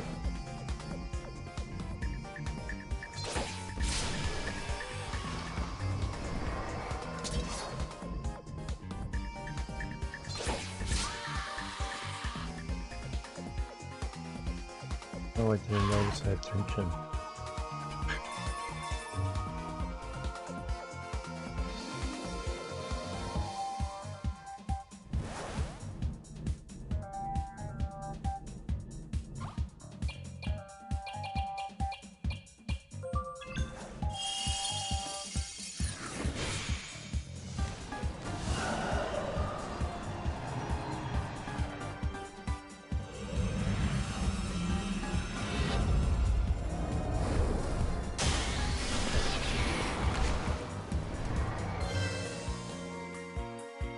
We're still alive.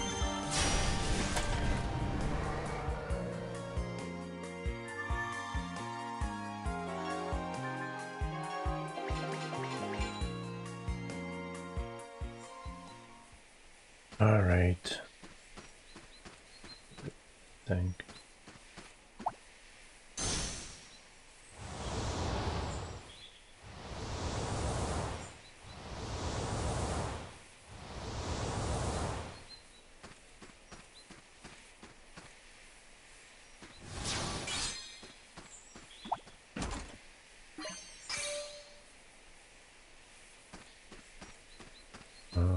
What now?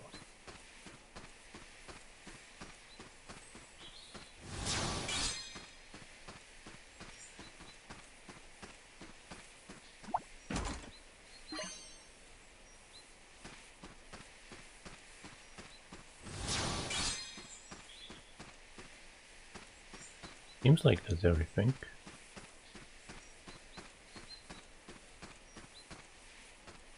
Was that one treasure? There. At the beginning, then one behind that fog gate. Oh, right. Forgot about the map.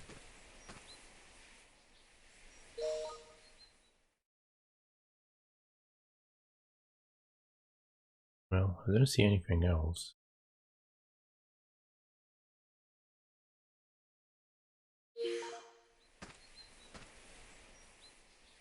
Go this way. Oh, almost missed the one behind that rock.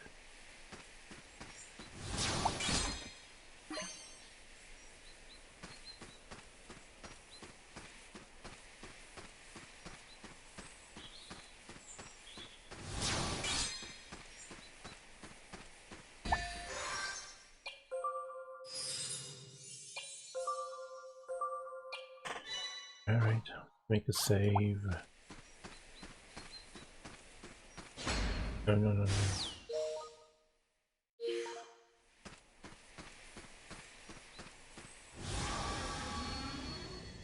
One.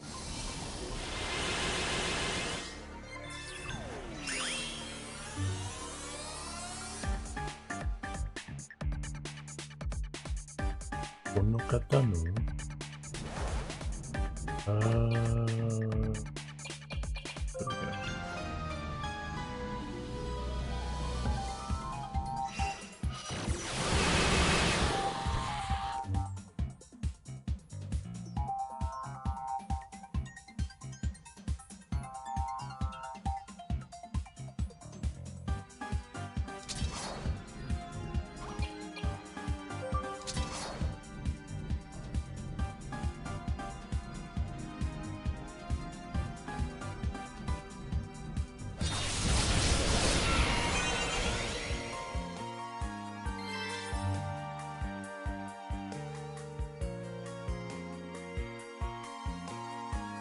Not friendly.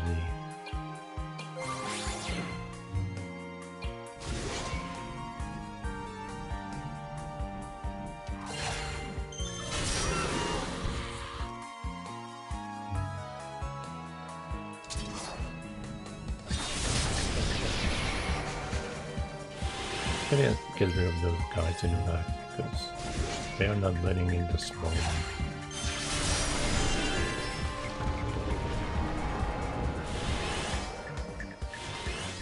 Some kind of a weight limit.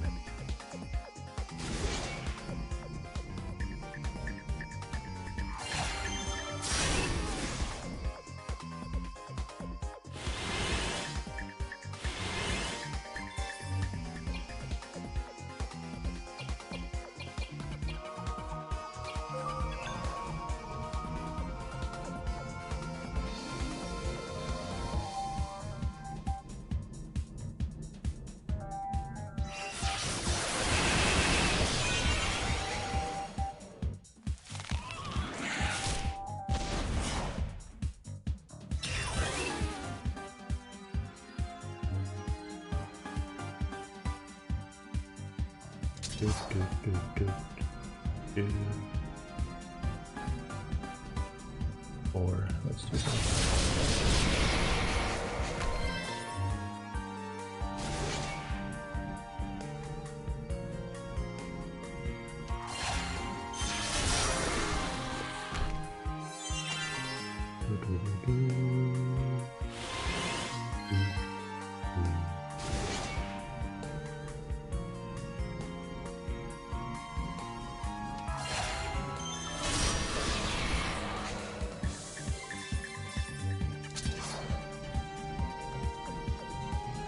Come on.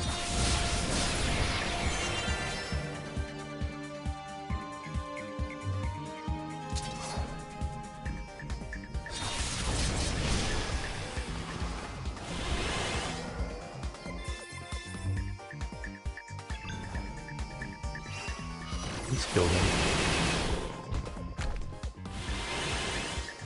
Not even.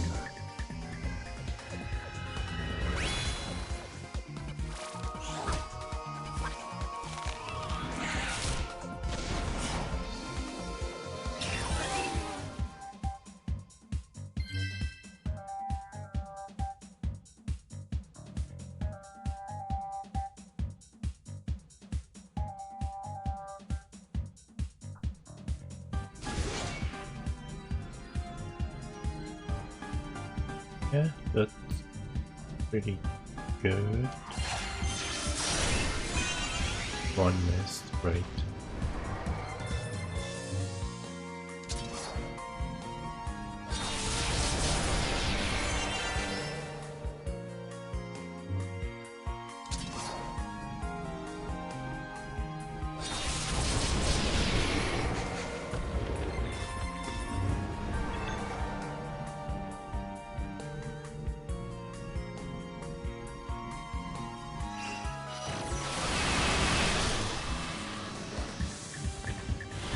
Two, 4, 6, 7, okay. Oh, come on.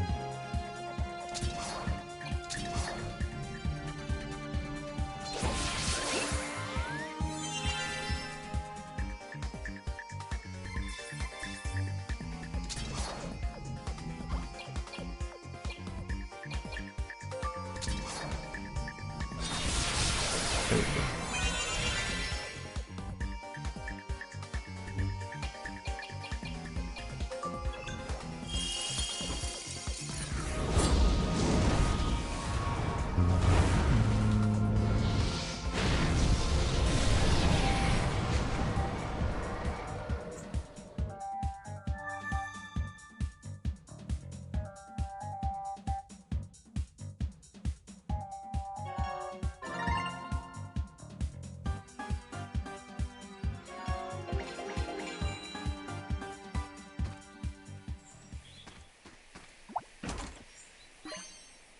Irashoi.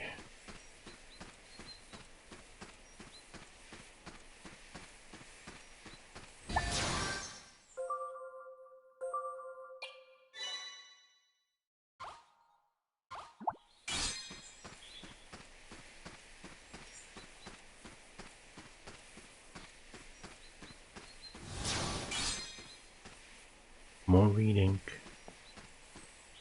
Hey Leo, nothing wrong? Nah, just thanks.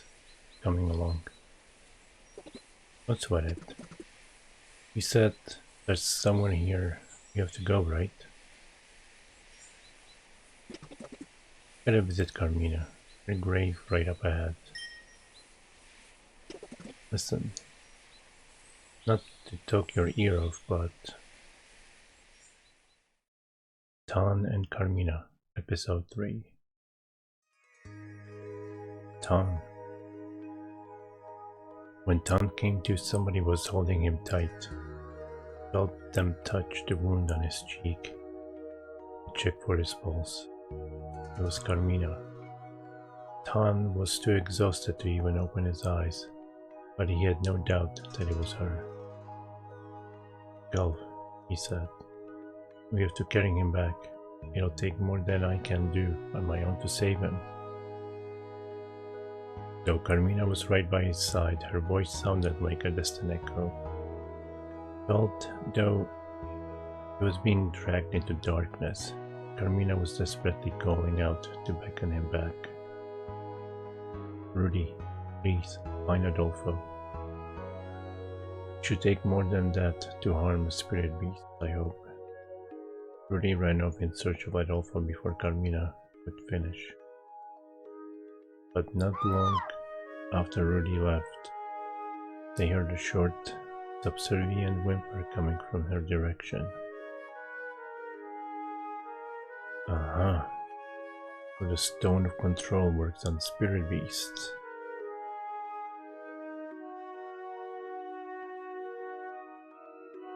Triumphant voice belonged to Blue. Still stood, framed by the rising sun. Adolfo cowered behind him. Tan struggled to stand and face him, but he could only tremble as if his hands and feet were bound. Rudy, Carmina cried out, reaching for the mother spirit beast. It was too late. Blue grabbed Rudy by the neck and tossed her away. The injured beast tumbled down into the rift formed by Blue's magic. Gulf snapped at Blue, desperate to protect Tan and Carmina, but Adolfo mercilessly drove Gulf away from his new master. Stone of Control is something else, Blue laughed as he approached Carmina. Now I see why he crushed Dora to get it. Carmina tightened her grip on Tan, trying to keep him from recklessly charging at Blue. Carmina, run.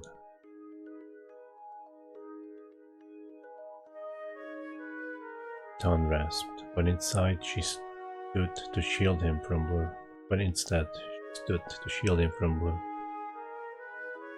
I will not run. I refuse to lose anyone else. I will live on, if it means to bear even one more loss. Carmina's entire body began to glow with blue light. Mist gathered around her, soon spreading out to engulf Adolfo and Blue.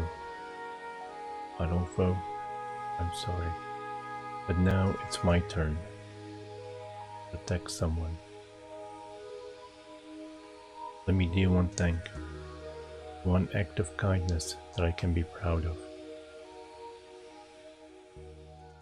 Carmina converted all of her life force into light. With one final burst of Doran magic, she drove out the invaders. Then the mist faded into thin air.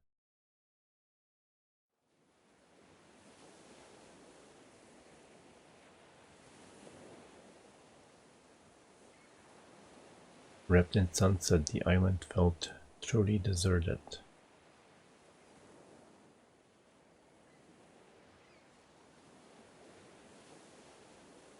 Tan woke sluggishly and took Carmina's body in his arms. Called her name again and again, but it was to no avail. Carmina would never smile for him again.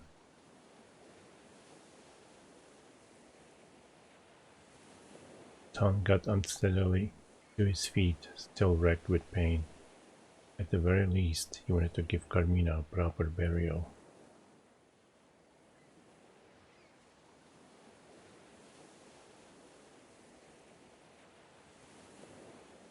Then he saw something slip past his leg. This something glowed with a blue light and moved like a prowling wolf. It circled its way around him again, and let out a mournful howl. Golf? Golf, is that you? His tongue reached towards the blue light. It grew eyes, then ears, then tails. Gently rubbed Golf's head, and the warmth that he had once felt under Golf's fur was now gone. But Golf, now transformed into spirit beast, gave a short growl at Tan's touch.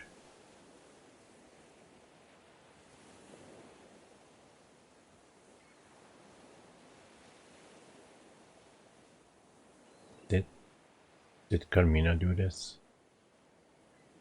Before she died, Carmina had entrusted Golf with her remaining life force. He had done so in the form of a lantern, revived Golf as a spirit beast. Tan gently lifted Carmina's body and stood.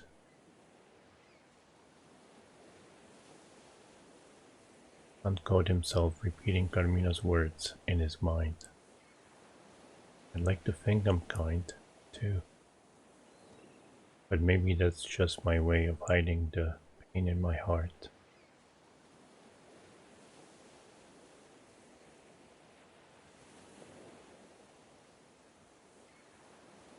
That's not all it was, Carmina.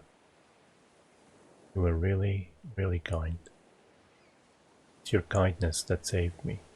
I couldn't do anything in return. Tom gazed out at the world illuminated by the sinking sun. A faint beam of light stretched across the horizon. Golf howled sorrowfully at the darkening sky. In his cry, Tom felt as if he had heard Carmina's final wishes. Yeah. You're right, Golf. Let's find Adolfo. In response, Golf howled high and with determination.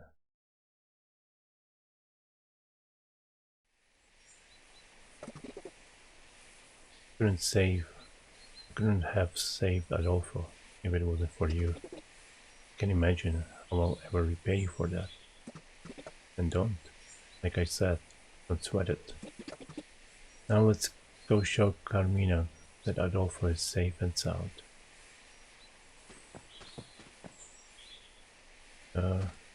Yeah, I'm gonna go back and save. In case.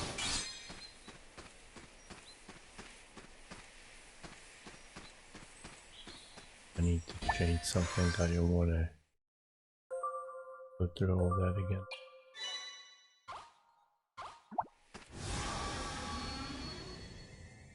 What is this? Ah, you.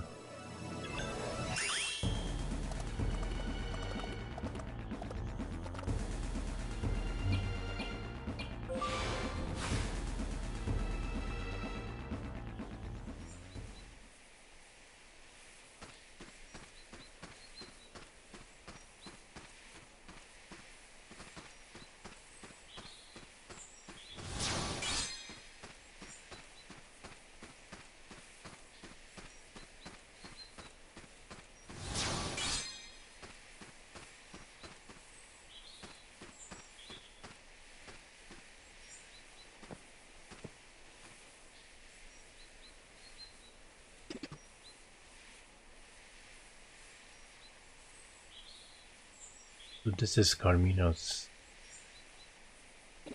Yeah. I'm home, Carmina.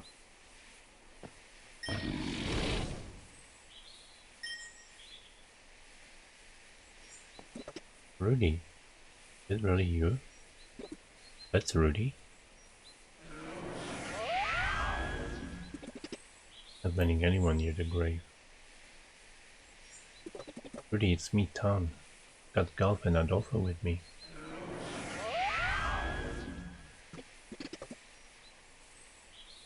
It's no use. I think we're a couple of grave robbers. Rudy, it's me, can't you see?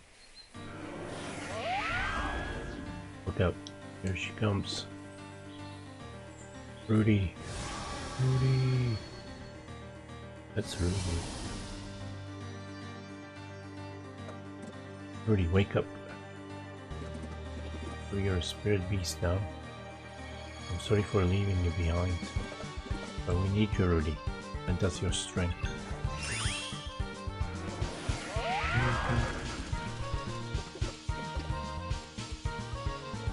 Oh boy, this may get a little rough, but a lot of options. I'm going to defeat you, Rudy, and take you back with us.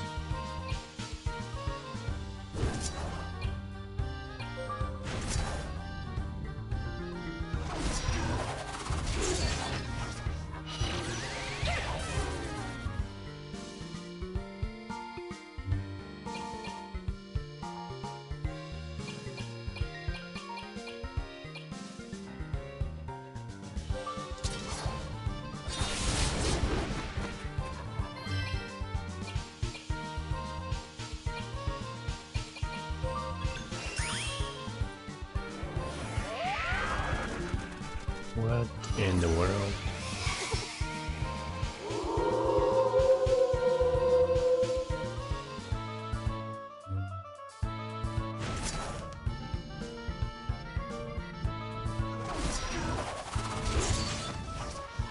We're still alive?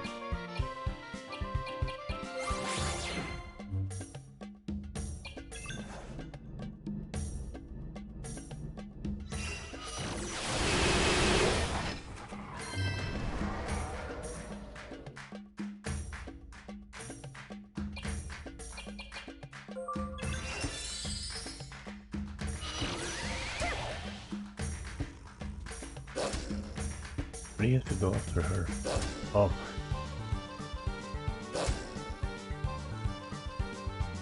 Why?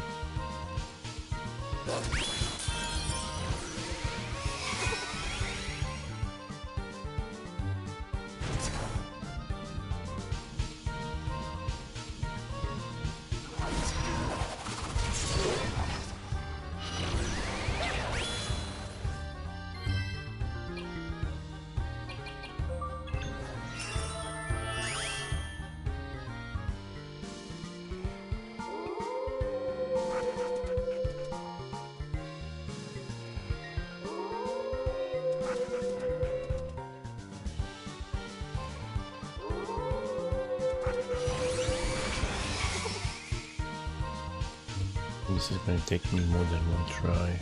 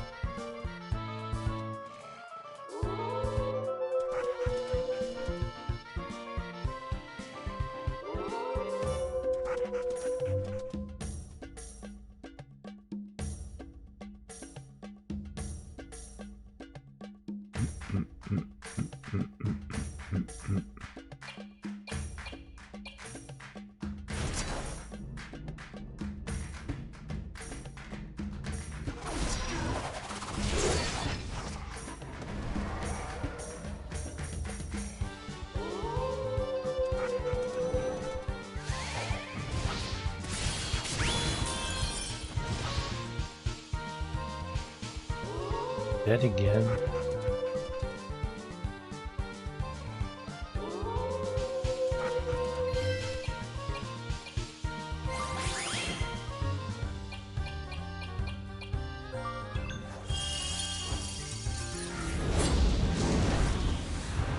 To clear the room.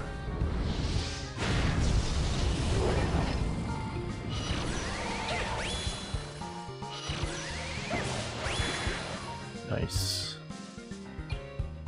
That one.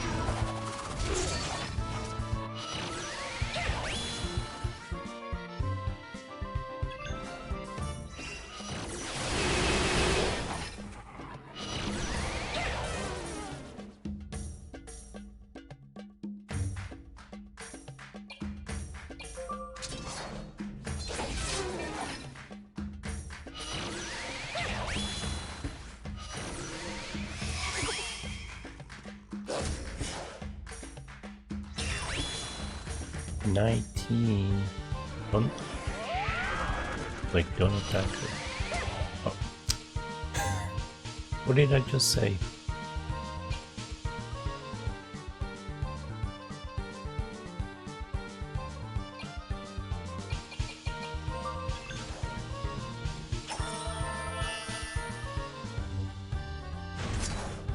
I'm gonna call her. Pull her anyway. But, wait, what am I doing?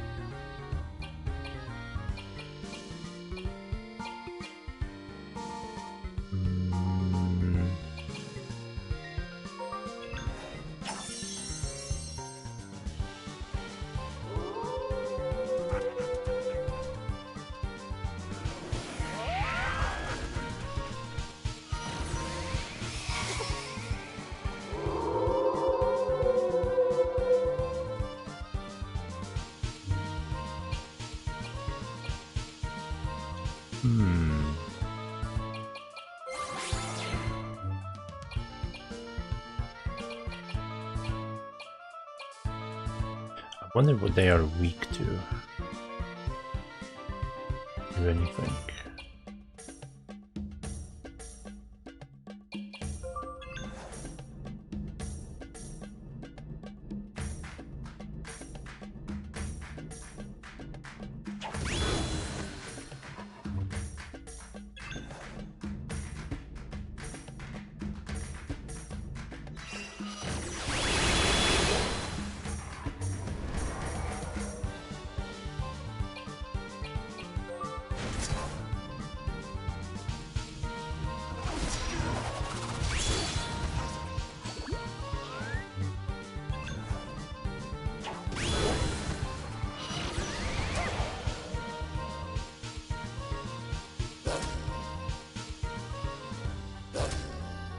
What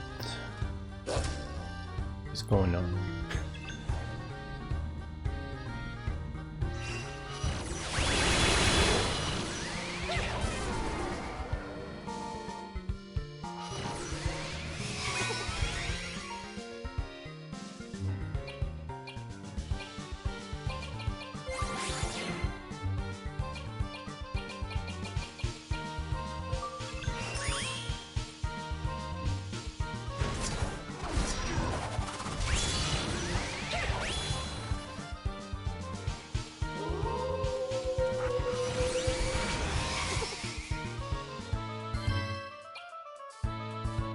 Good heal.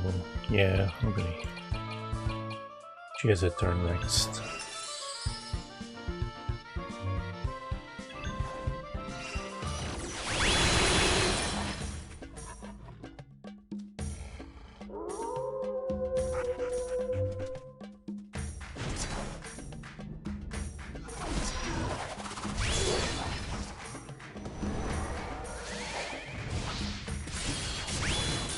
Wow.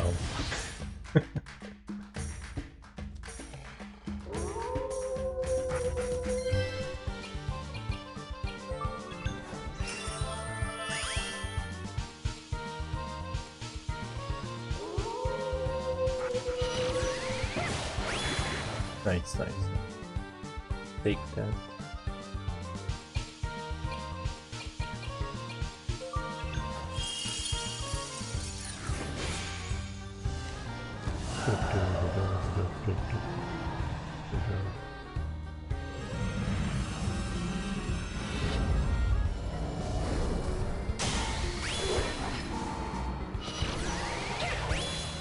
Nice.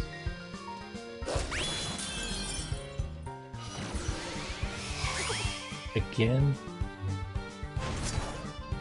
Does he have...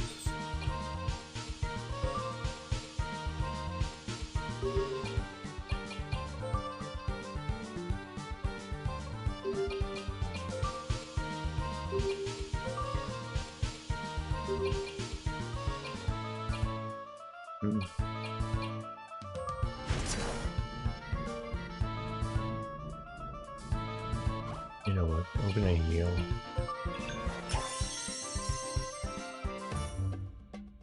Oh, he got another turn. Nice. I Forgot if it's his perk only.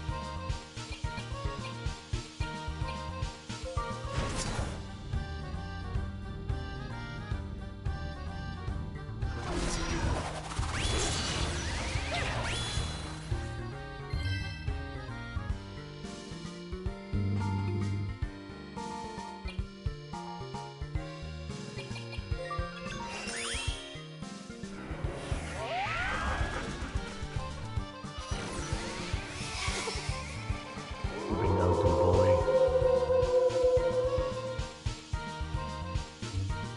Wow.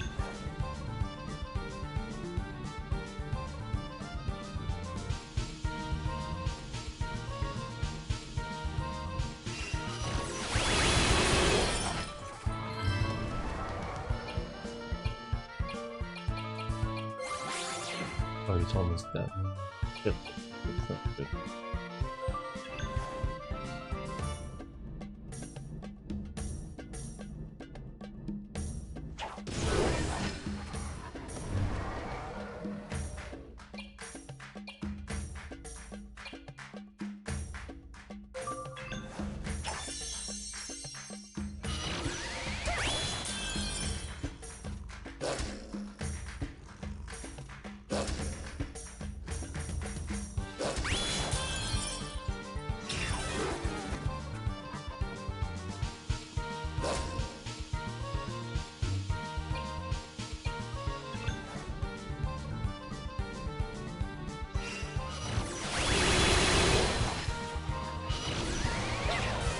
It's almost dead.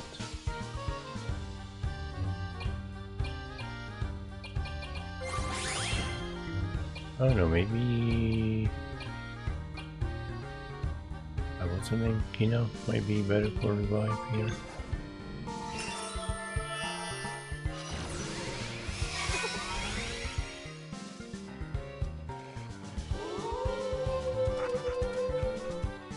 Don't... whatchamacallit? Don't bury her. Good.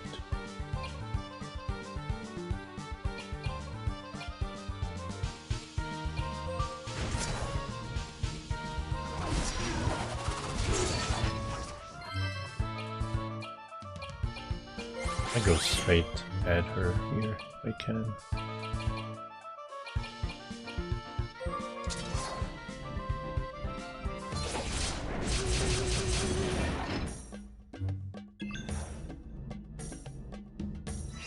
Win? Nice.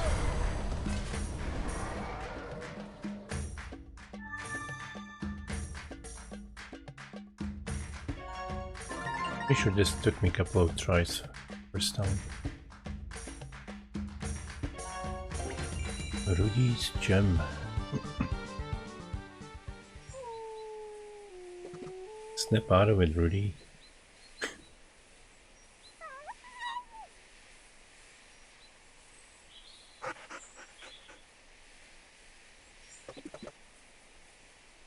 Looks like we shook some sense into her. That you've been protecting this place and Carmina.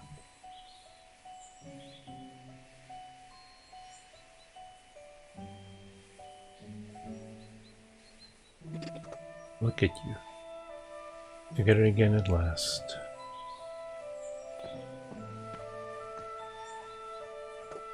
Carmina, I hope you can see this. For your family's together again. Thank you, Don. I always knew you were truly kind.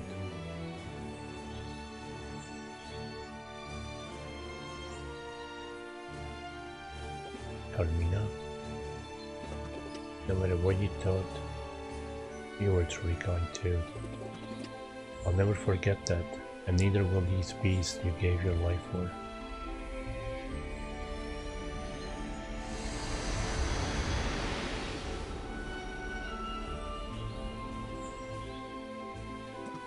Carmina, is it you? I get it now. I can feel you with us, Carmina.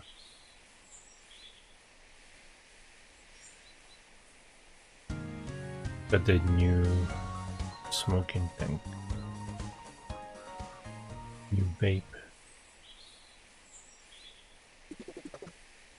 Thanks to you guys, the whole family's finally back together.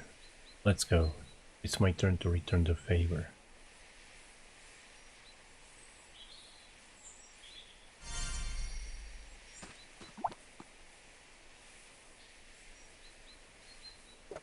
Rest well, Carmina.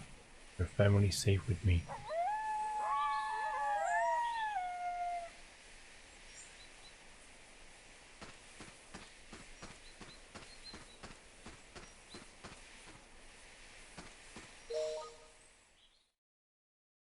Anything else here?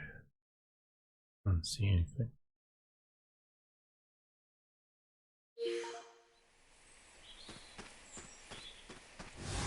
Oh, dang it. Good.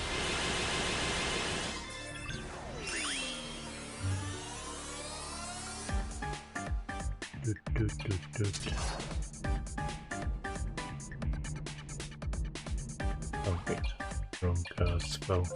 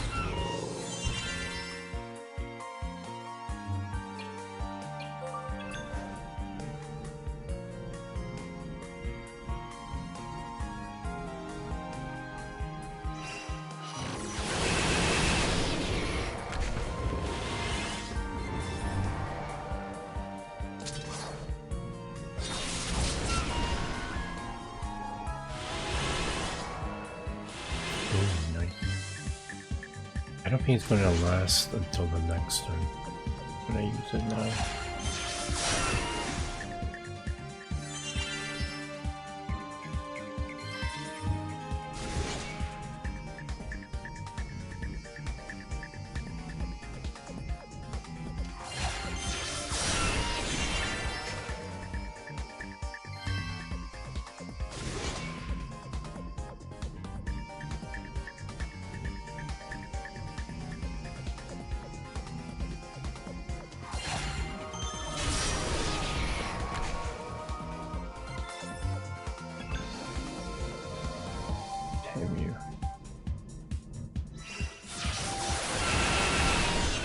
That's a little bit overkill there.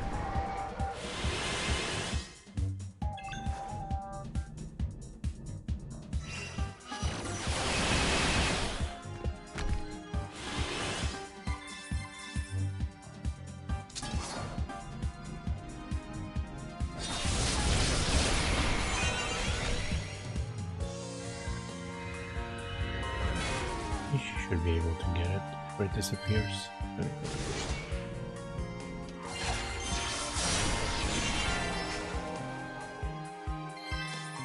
Ooh, nice. Getting some good rolls here.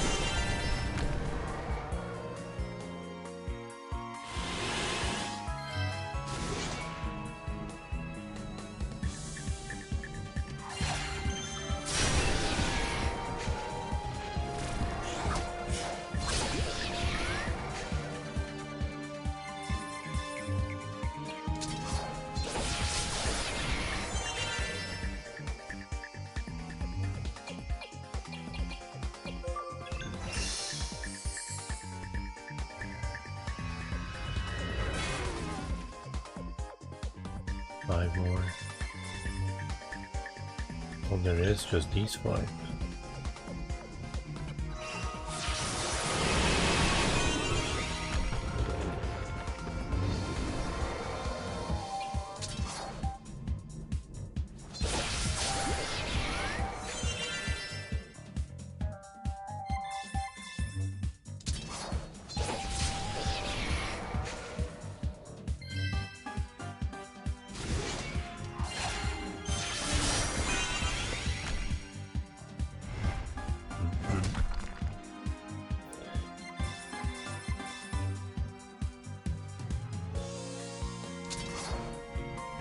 I need to use a little bit.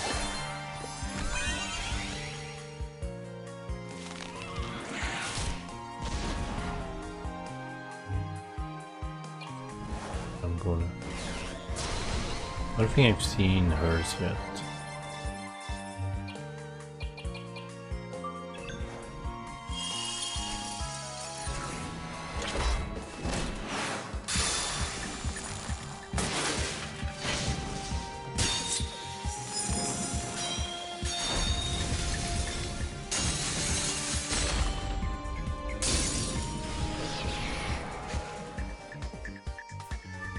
Good damage.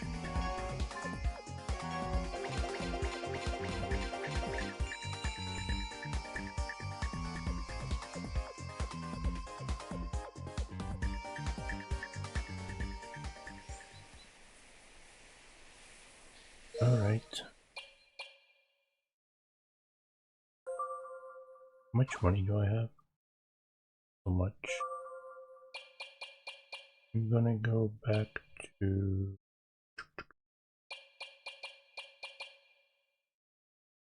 base.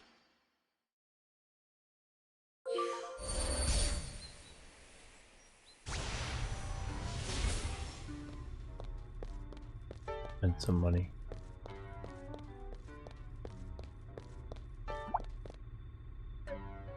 Doot, doot, doot.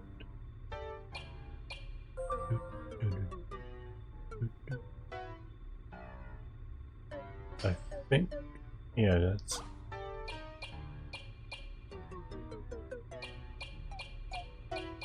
an upgrade.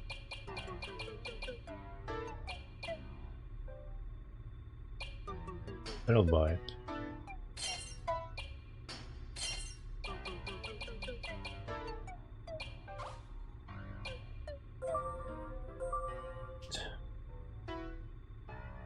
What is this current?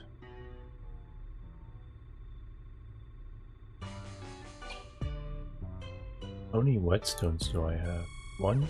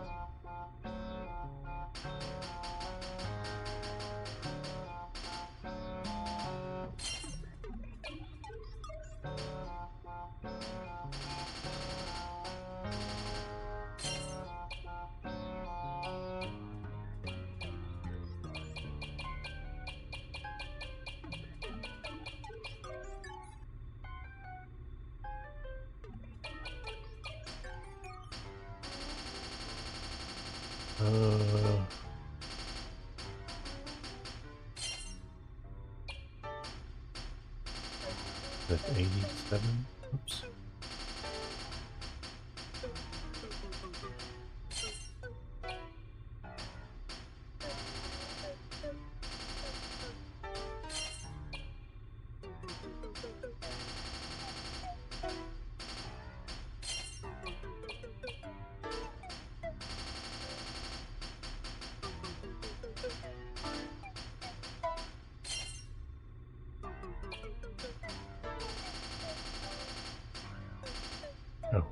Whoops, I'm out of money. Oops.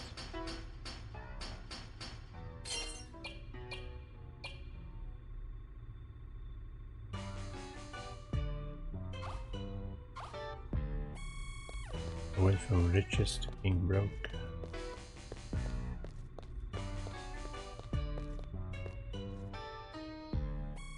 Dude. Huh? What's going on? This is a large gathering of robots. Let us see what the fuss is about. That was awesome. Tell it again. What's going on here? Just told us the most interesting story. What story? After I collapsed, an old human man? Old human man found me and spoke to me. He said he couldn't repair my damage, but he could alleviate my boredom. A story for robots. This I gotta hear. I'll gladly tell it to you. Sure, let's hear it. Okay, listen closely. Excuse me. Let me drink. Written by Nobuo Uematsu.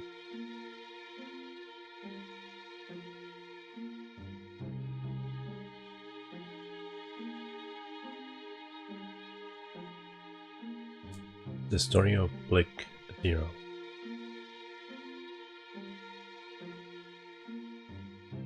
Our story takes place in a nation of Aurora during the final days of terrible World War.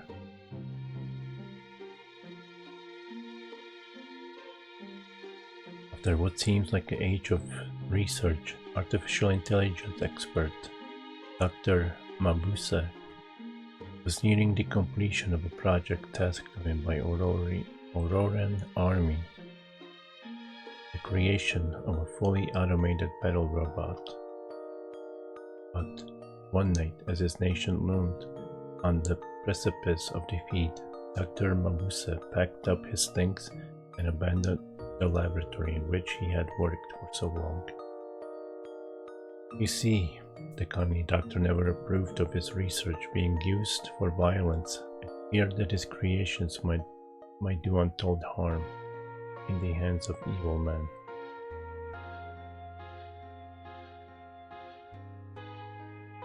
It was thus he decided to continue his work on the robot in a village far removed from the flames of conflict. The steel body of yours is too heavy and will only prove a burden. That weapon hiding beneath your chest plate is useless, seeing as now you have no reason to fight. I shall remove your clockwork heart and brain and refit them in a body made of tin.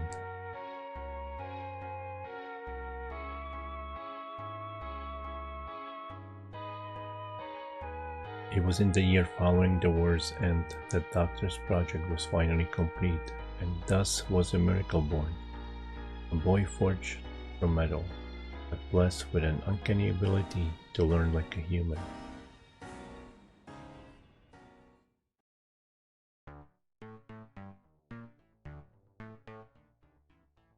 Dr. Mabuse named the boy Blick Zero.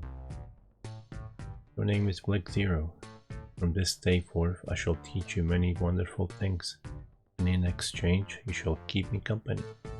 Keep company. And so Blick Zero's education began. The doctor shared much of his knowledge with Blick Zero, to which the curious robot replied with ever more questions. Blick Zero read poetry, listened to music, and learned to appreciate the beauty in art, expanding his understanding of the world, one step at a time. And the more he learned, the more fulfilling each day became. Blick Zero is a robot. Blick Zero is not human. Being human sounds exciting. Blick Zero wishes he were human. And as Blick Zero grew more intelligent, The closer he came to seeing his wish come true, the closer he came. My name is Blake Zero. I am not a toy. I am just as smart as any human. So it went on, and soon days turned into months.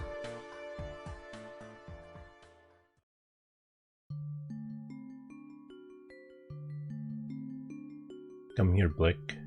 What is it, doctor? There is something I need to tell you. Something to tell me? Listen carefully.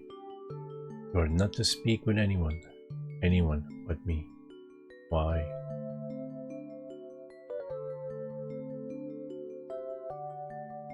Because if people were to see a talking tin boy, they would be frightened. Frightened. So you must never leave this house, and if someone calls, you must pretend to be a doll. A doll. Good boy, Nick. Dr. Mabuse suddenly clasps his hands to his chest. Something wrong, doctor?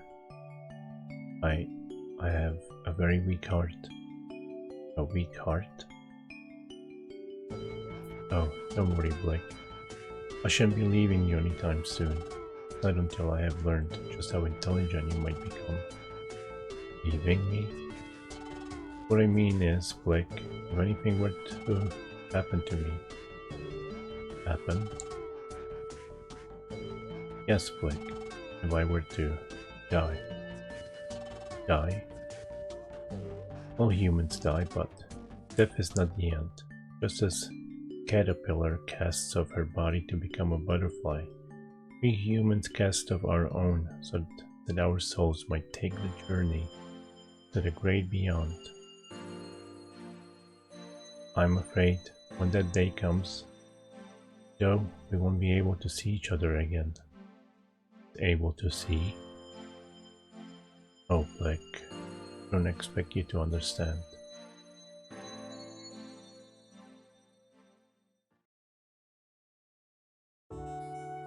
Dr. Mabuse, are you home?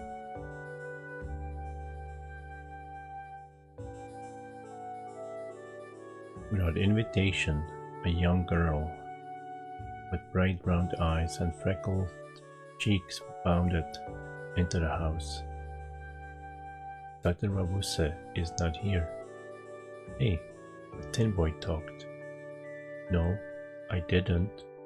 I didn't talk. But you're talking now. Oh. My name's Puppy. What's yours? I am Black Zero. Seeds of friendship sown. Puppy began visiting the doctor's house more and more often. How old are you, Black? 1. Only 1? Well then, that makes me your elder. My elder? Yes. You must always respect your elders. Do whatever they say. Whatever they say?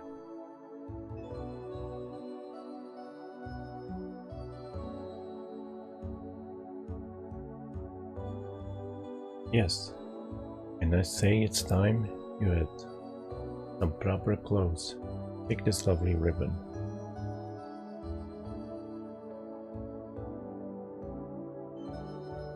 One day, while Blake was alone, he thought of Puppy and his clockwork heart began to race.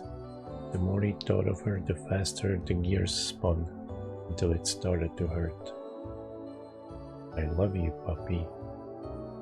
As he said the words, his cheeks glowed orange. I love you too, Blake. As he imagined Puppy's reply, his whole body began to overheat. Blake Zero was in love.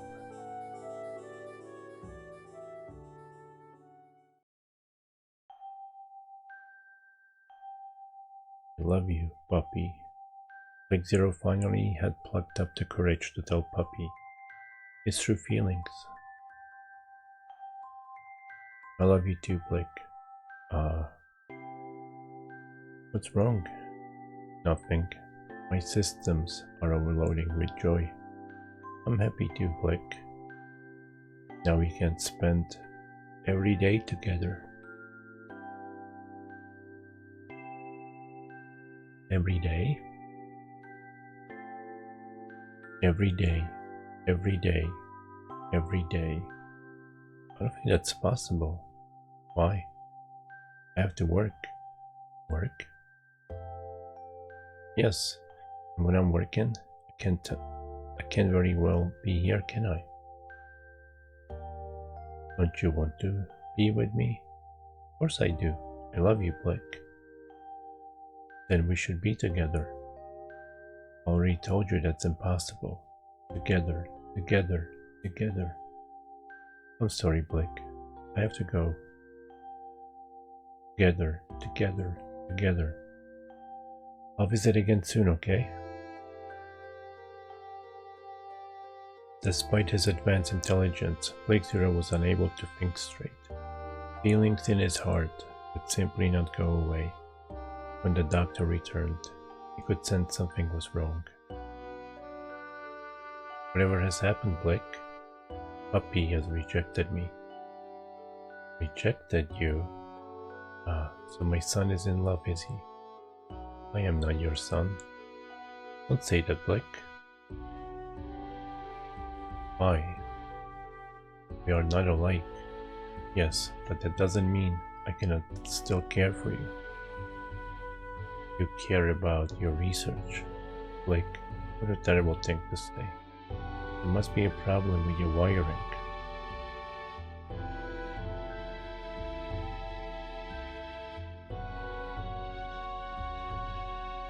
And whose fault is that? I'll have no more of this, Blake. But it's true.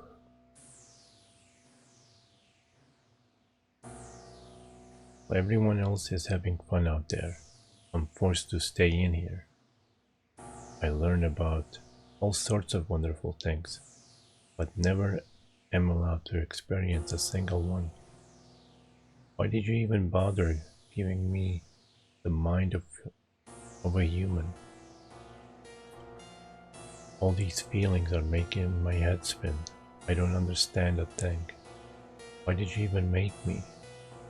Like, you may have the body of a doll, but you are still my... I am not a doll. And with those words, Blake Zero bolted out into the night.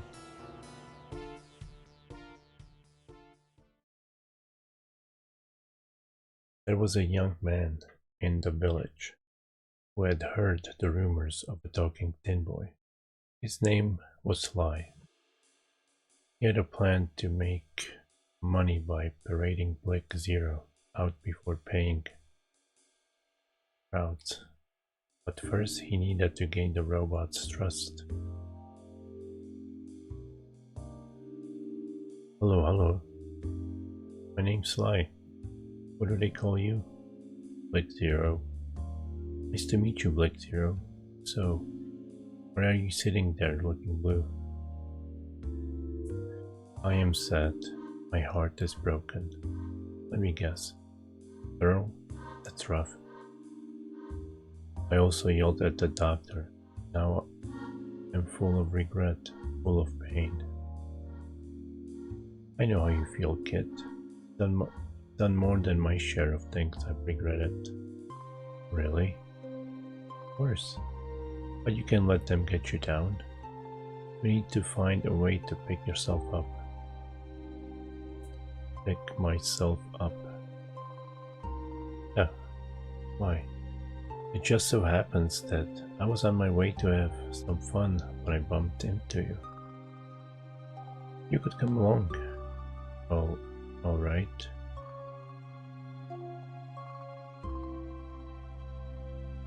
And so, at Sly's beginning, Blake Zero ventured into the bustling city, where he was met by a cacophony of sights, sounds, and smiles. He watched street performers. He went to the theater. He walked through the market. He tried his luck at casino. He had a few too many drinks. He had few too many cigars. This it's fun. Told you it would be. Like things that are fun. So what do you want to do tomorrow? Have more fun? More fun it is. And I know just the place. Hooray. Hooray. Blake Zero found himself overwhelmed by all the new experiences. Who knew there was this much excitement to be had out in the world?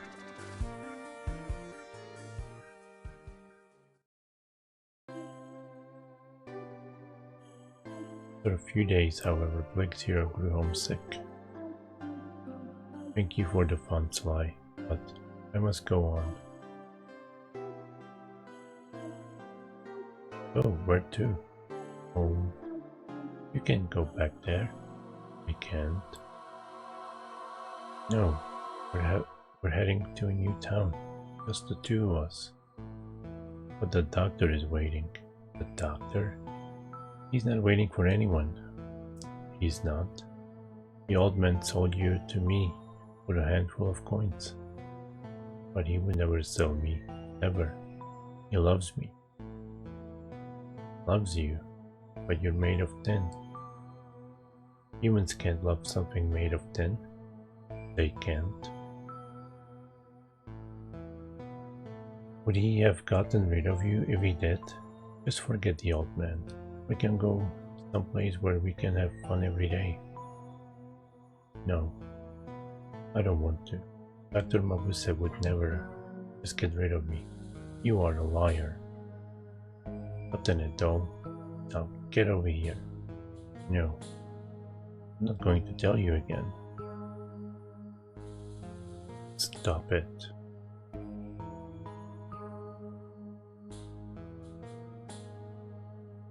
Blake Zero was only trying to free himself of Sly's grasp.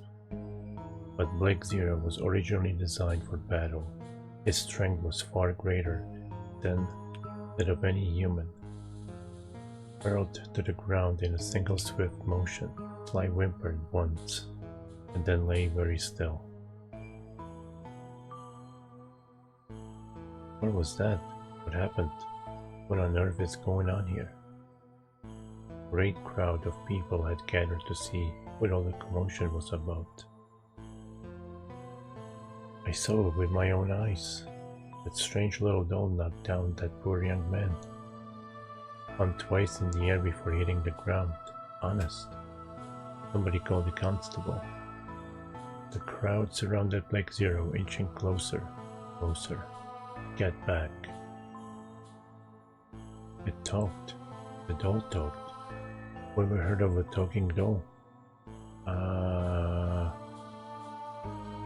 Blake Zero screamed as he pushed his way through the mob and ran off into the city.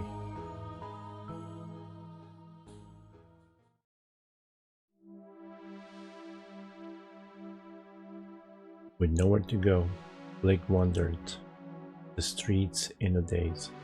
For many hours, the little robot stopped to look into the setting sun, far off on the horizon.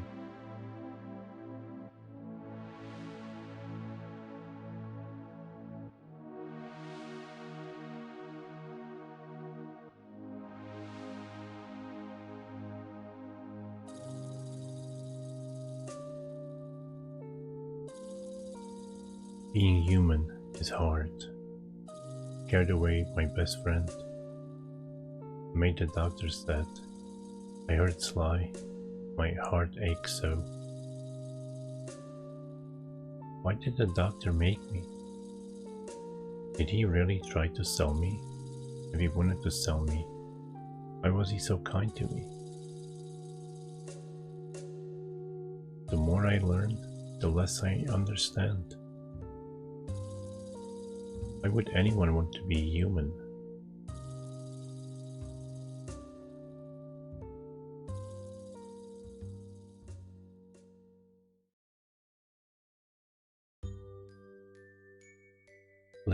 Blake, where are you? Oh, Would you come home, Blake? While Blake Zero was away, Dr. Mabusa had gone out every night in search of his beloved creation. But this night was different. This night it rained, and the cold and wet was not good for the old man's health. Suddenly, a voice called out from the gloom. "You are a very hard man to find, Dr. Mabusa. Now give us what we came for." Dr. Mabusa's eyes widened in horror. Auroran soldiers. Without responding, he turned on his heels and ran as fast as his legs would carry him. But the doctor's ailing heart soon gave out, and he slumped to the ground where the soldiers found him. Men your age should really be more careful. Now, let us return to the laboratory. But as the soldiers tried to lift the doctor to his feet, a solitary figure emerged from the shadows. "Let him go." It was Puppy. "This is none of your business, child. Now step aside if you know what's good for you. Don't make me ask you again, or what? Or you'll regret it." "Well, aren't you feisty little thing?" I said. "Let the doctor go." "That's enough. Out of the way." With a cruel kick of the soldier's boot, Puppy went flying into a nearby wall, hitting her head against the bricks. "Now look what you made me." "Wait, what are you?" "Let him go, him go, him go, him go, let go him." Puppy's chest swung open to reveal a machine gun, and it began to fire. That's right, young Puppy was a robot, just like Blake Zero, built by the doctor and brought to the village that fateful night he fled the army. Oh, so long ago.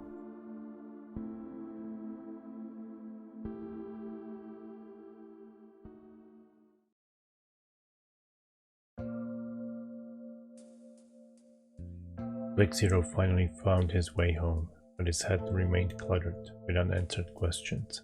Why does my heart ache so? Why can I not think straight?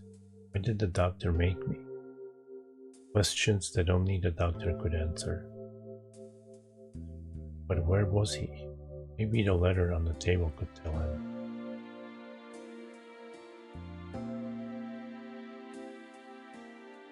Dear Blake Zero, if you're reading this, it means you're finally home.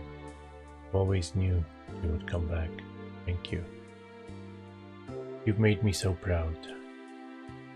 I'm going out to look for you now. I decided to leave you this message in case anything happens to me while I'm away. My heart is growing weaker by the day, and I don't believe I have long left. That's why I must tell you this now, while I am still able. Like, while you are still incomplete, every encounter brings you closer to becoming whole. Whether your heart is to be filled with love or hate will depend on those encounters, which is why it is important that you do not fall into the hands of the army. If they were to find you, here they would see you serve evil. This is why I must ask that you obey one last order. Blake, if I die, you are never to talk or move again. You and Puppy will both sit and live here in silence. Do you understand? Lastly, allow me to apologize for calling you a doll. It does not matter to me that your body is made of tin, that your brain was assembled in my laboratory. You are my one and only son, and I love you more than anything. Doctor, doctor, my heart, it aches. I must let you know, but I don't know how. Big Zero could not stop trembling.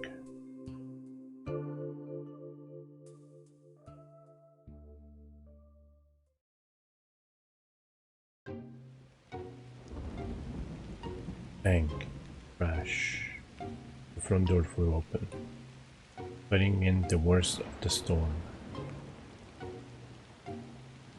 Click. Puppy was carrying the doctor. Puppy, doctor, click. The doctor needs help. Doctor, are you alright?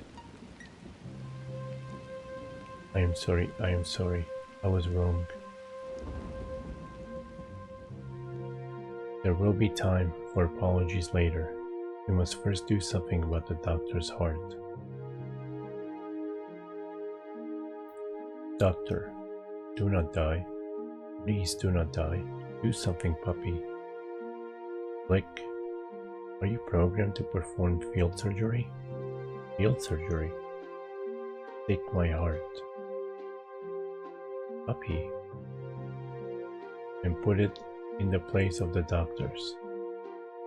Puppy, what is wrong with you? Neural circuitry damaged. I am sorry I lied to you, Blake. I'm a robot too. A robot? I was built to protect the doctor, but you can't be. We must hurry. Take my heart. But I can't. I don't know how. Can you, puppy? It is in my programming, yes.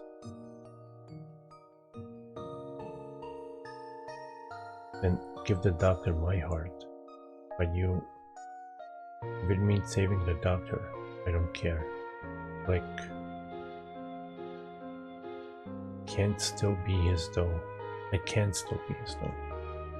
That's enough. Puppy, hurry, hurry.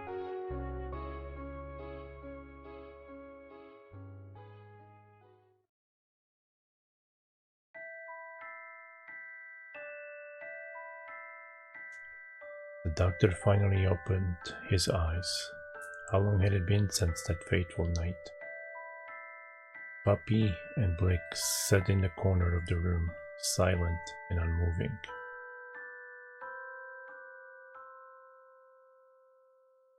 Blake Zero's chest panel open, Puppy's wires dangling from her head. It did not take the doctor long to realize what had happened. You gave your lives to save me. When did your hearts become so pure? Oh, thank you. Thank you so much. How you have grown. What I wouldn't give to have you know how important the two of you are to me. I love you, and not being able to tell you pains me so.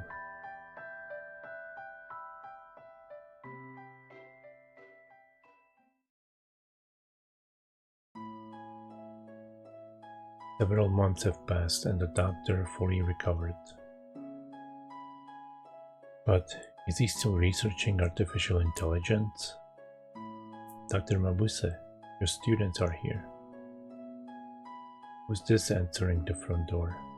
Why, if it isn't Sly.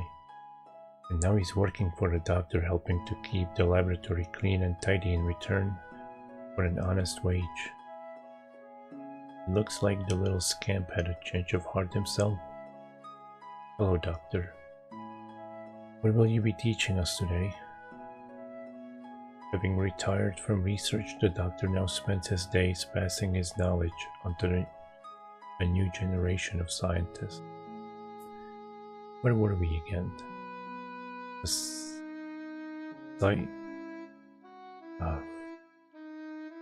Physiology of autonomic function, page 28, doctor. Ah, yes. Now, where did I put that book? And what do we have here? tin boy and a ragged puppet sitting together on the bookshelf. Doctor, will I put on some tea? Like gives a wink to the two dolls as he scurries off into the kitchen.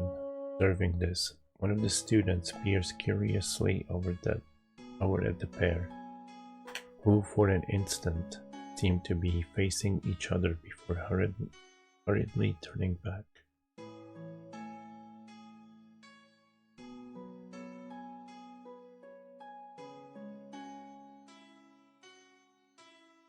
Were the dolls kissing?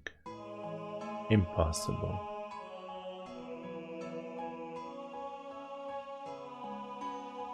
My name is Black Zero, and I am not a doll, for I have a human heart. Joy, anger, sorrow. Perhaps it is simply having someone to share those feelings with that brings us true happiness.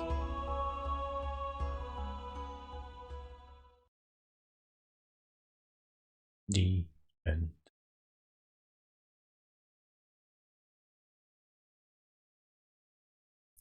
Music and story, Nobuo Uematsu. Illustrations, Hiroki Ogawa. Special thanks to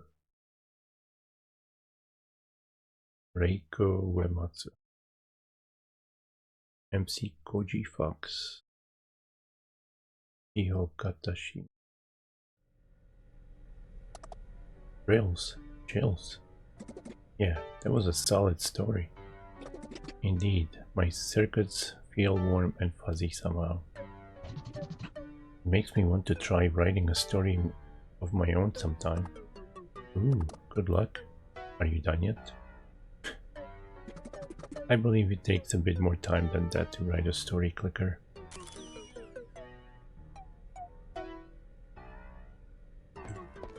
Do I have any keys?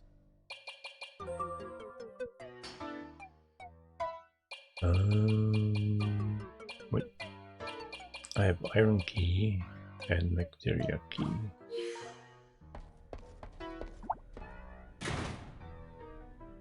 I think I got all the iron chests.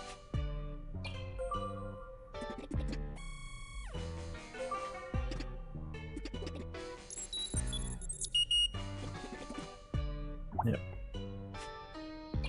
And I think the bacteria ones, I haven't been in those places yet. Might be wrong though. Hidden by design deep below a bacteria covered city. Deep in a land covered in bacteria. At the entrance to land covered in bacteria. No, doesn't help. I haven't been there yet. I think it's that northwest part of the map.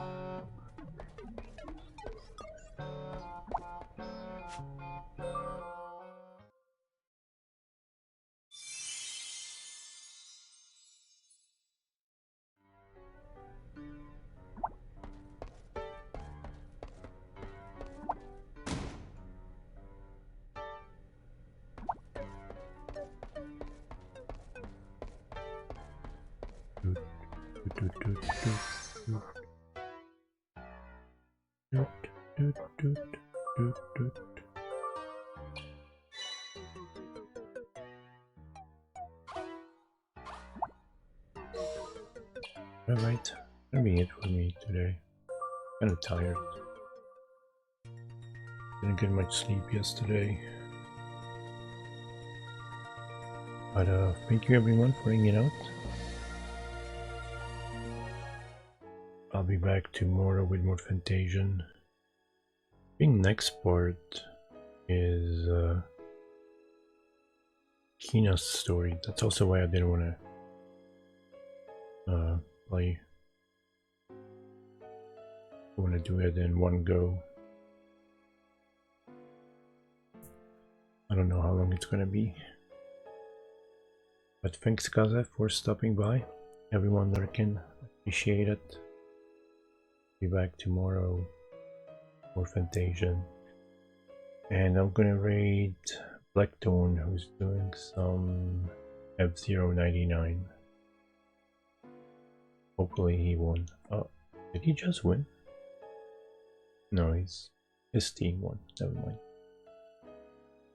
I didn't know they had team racing. But yeah, again, thank you everyone.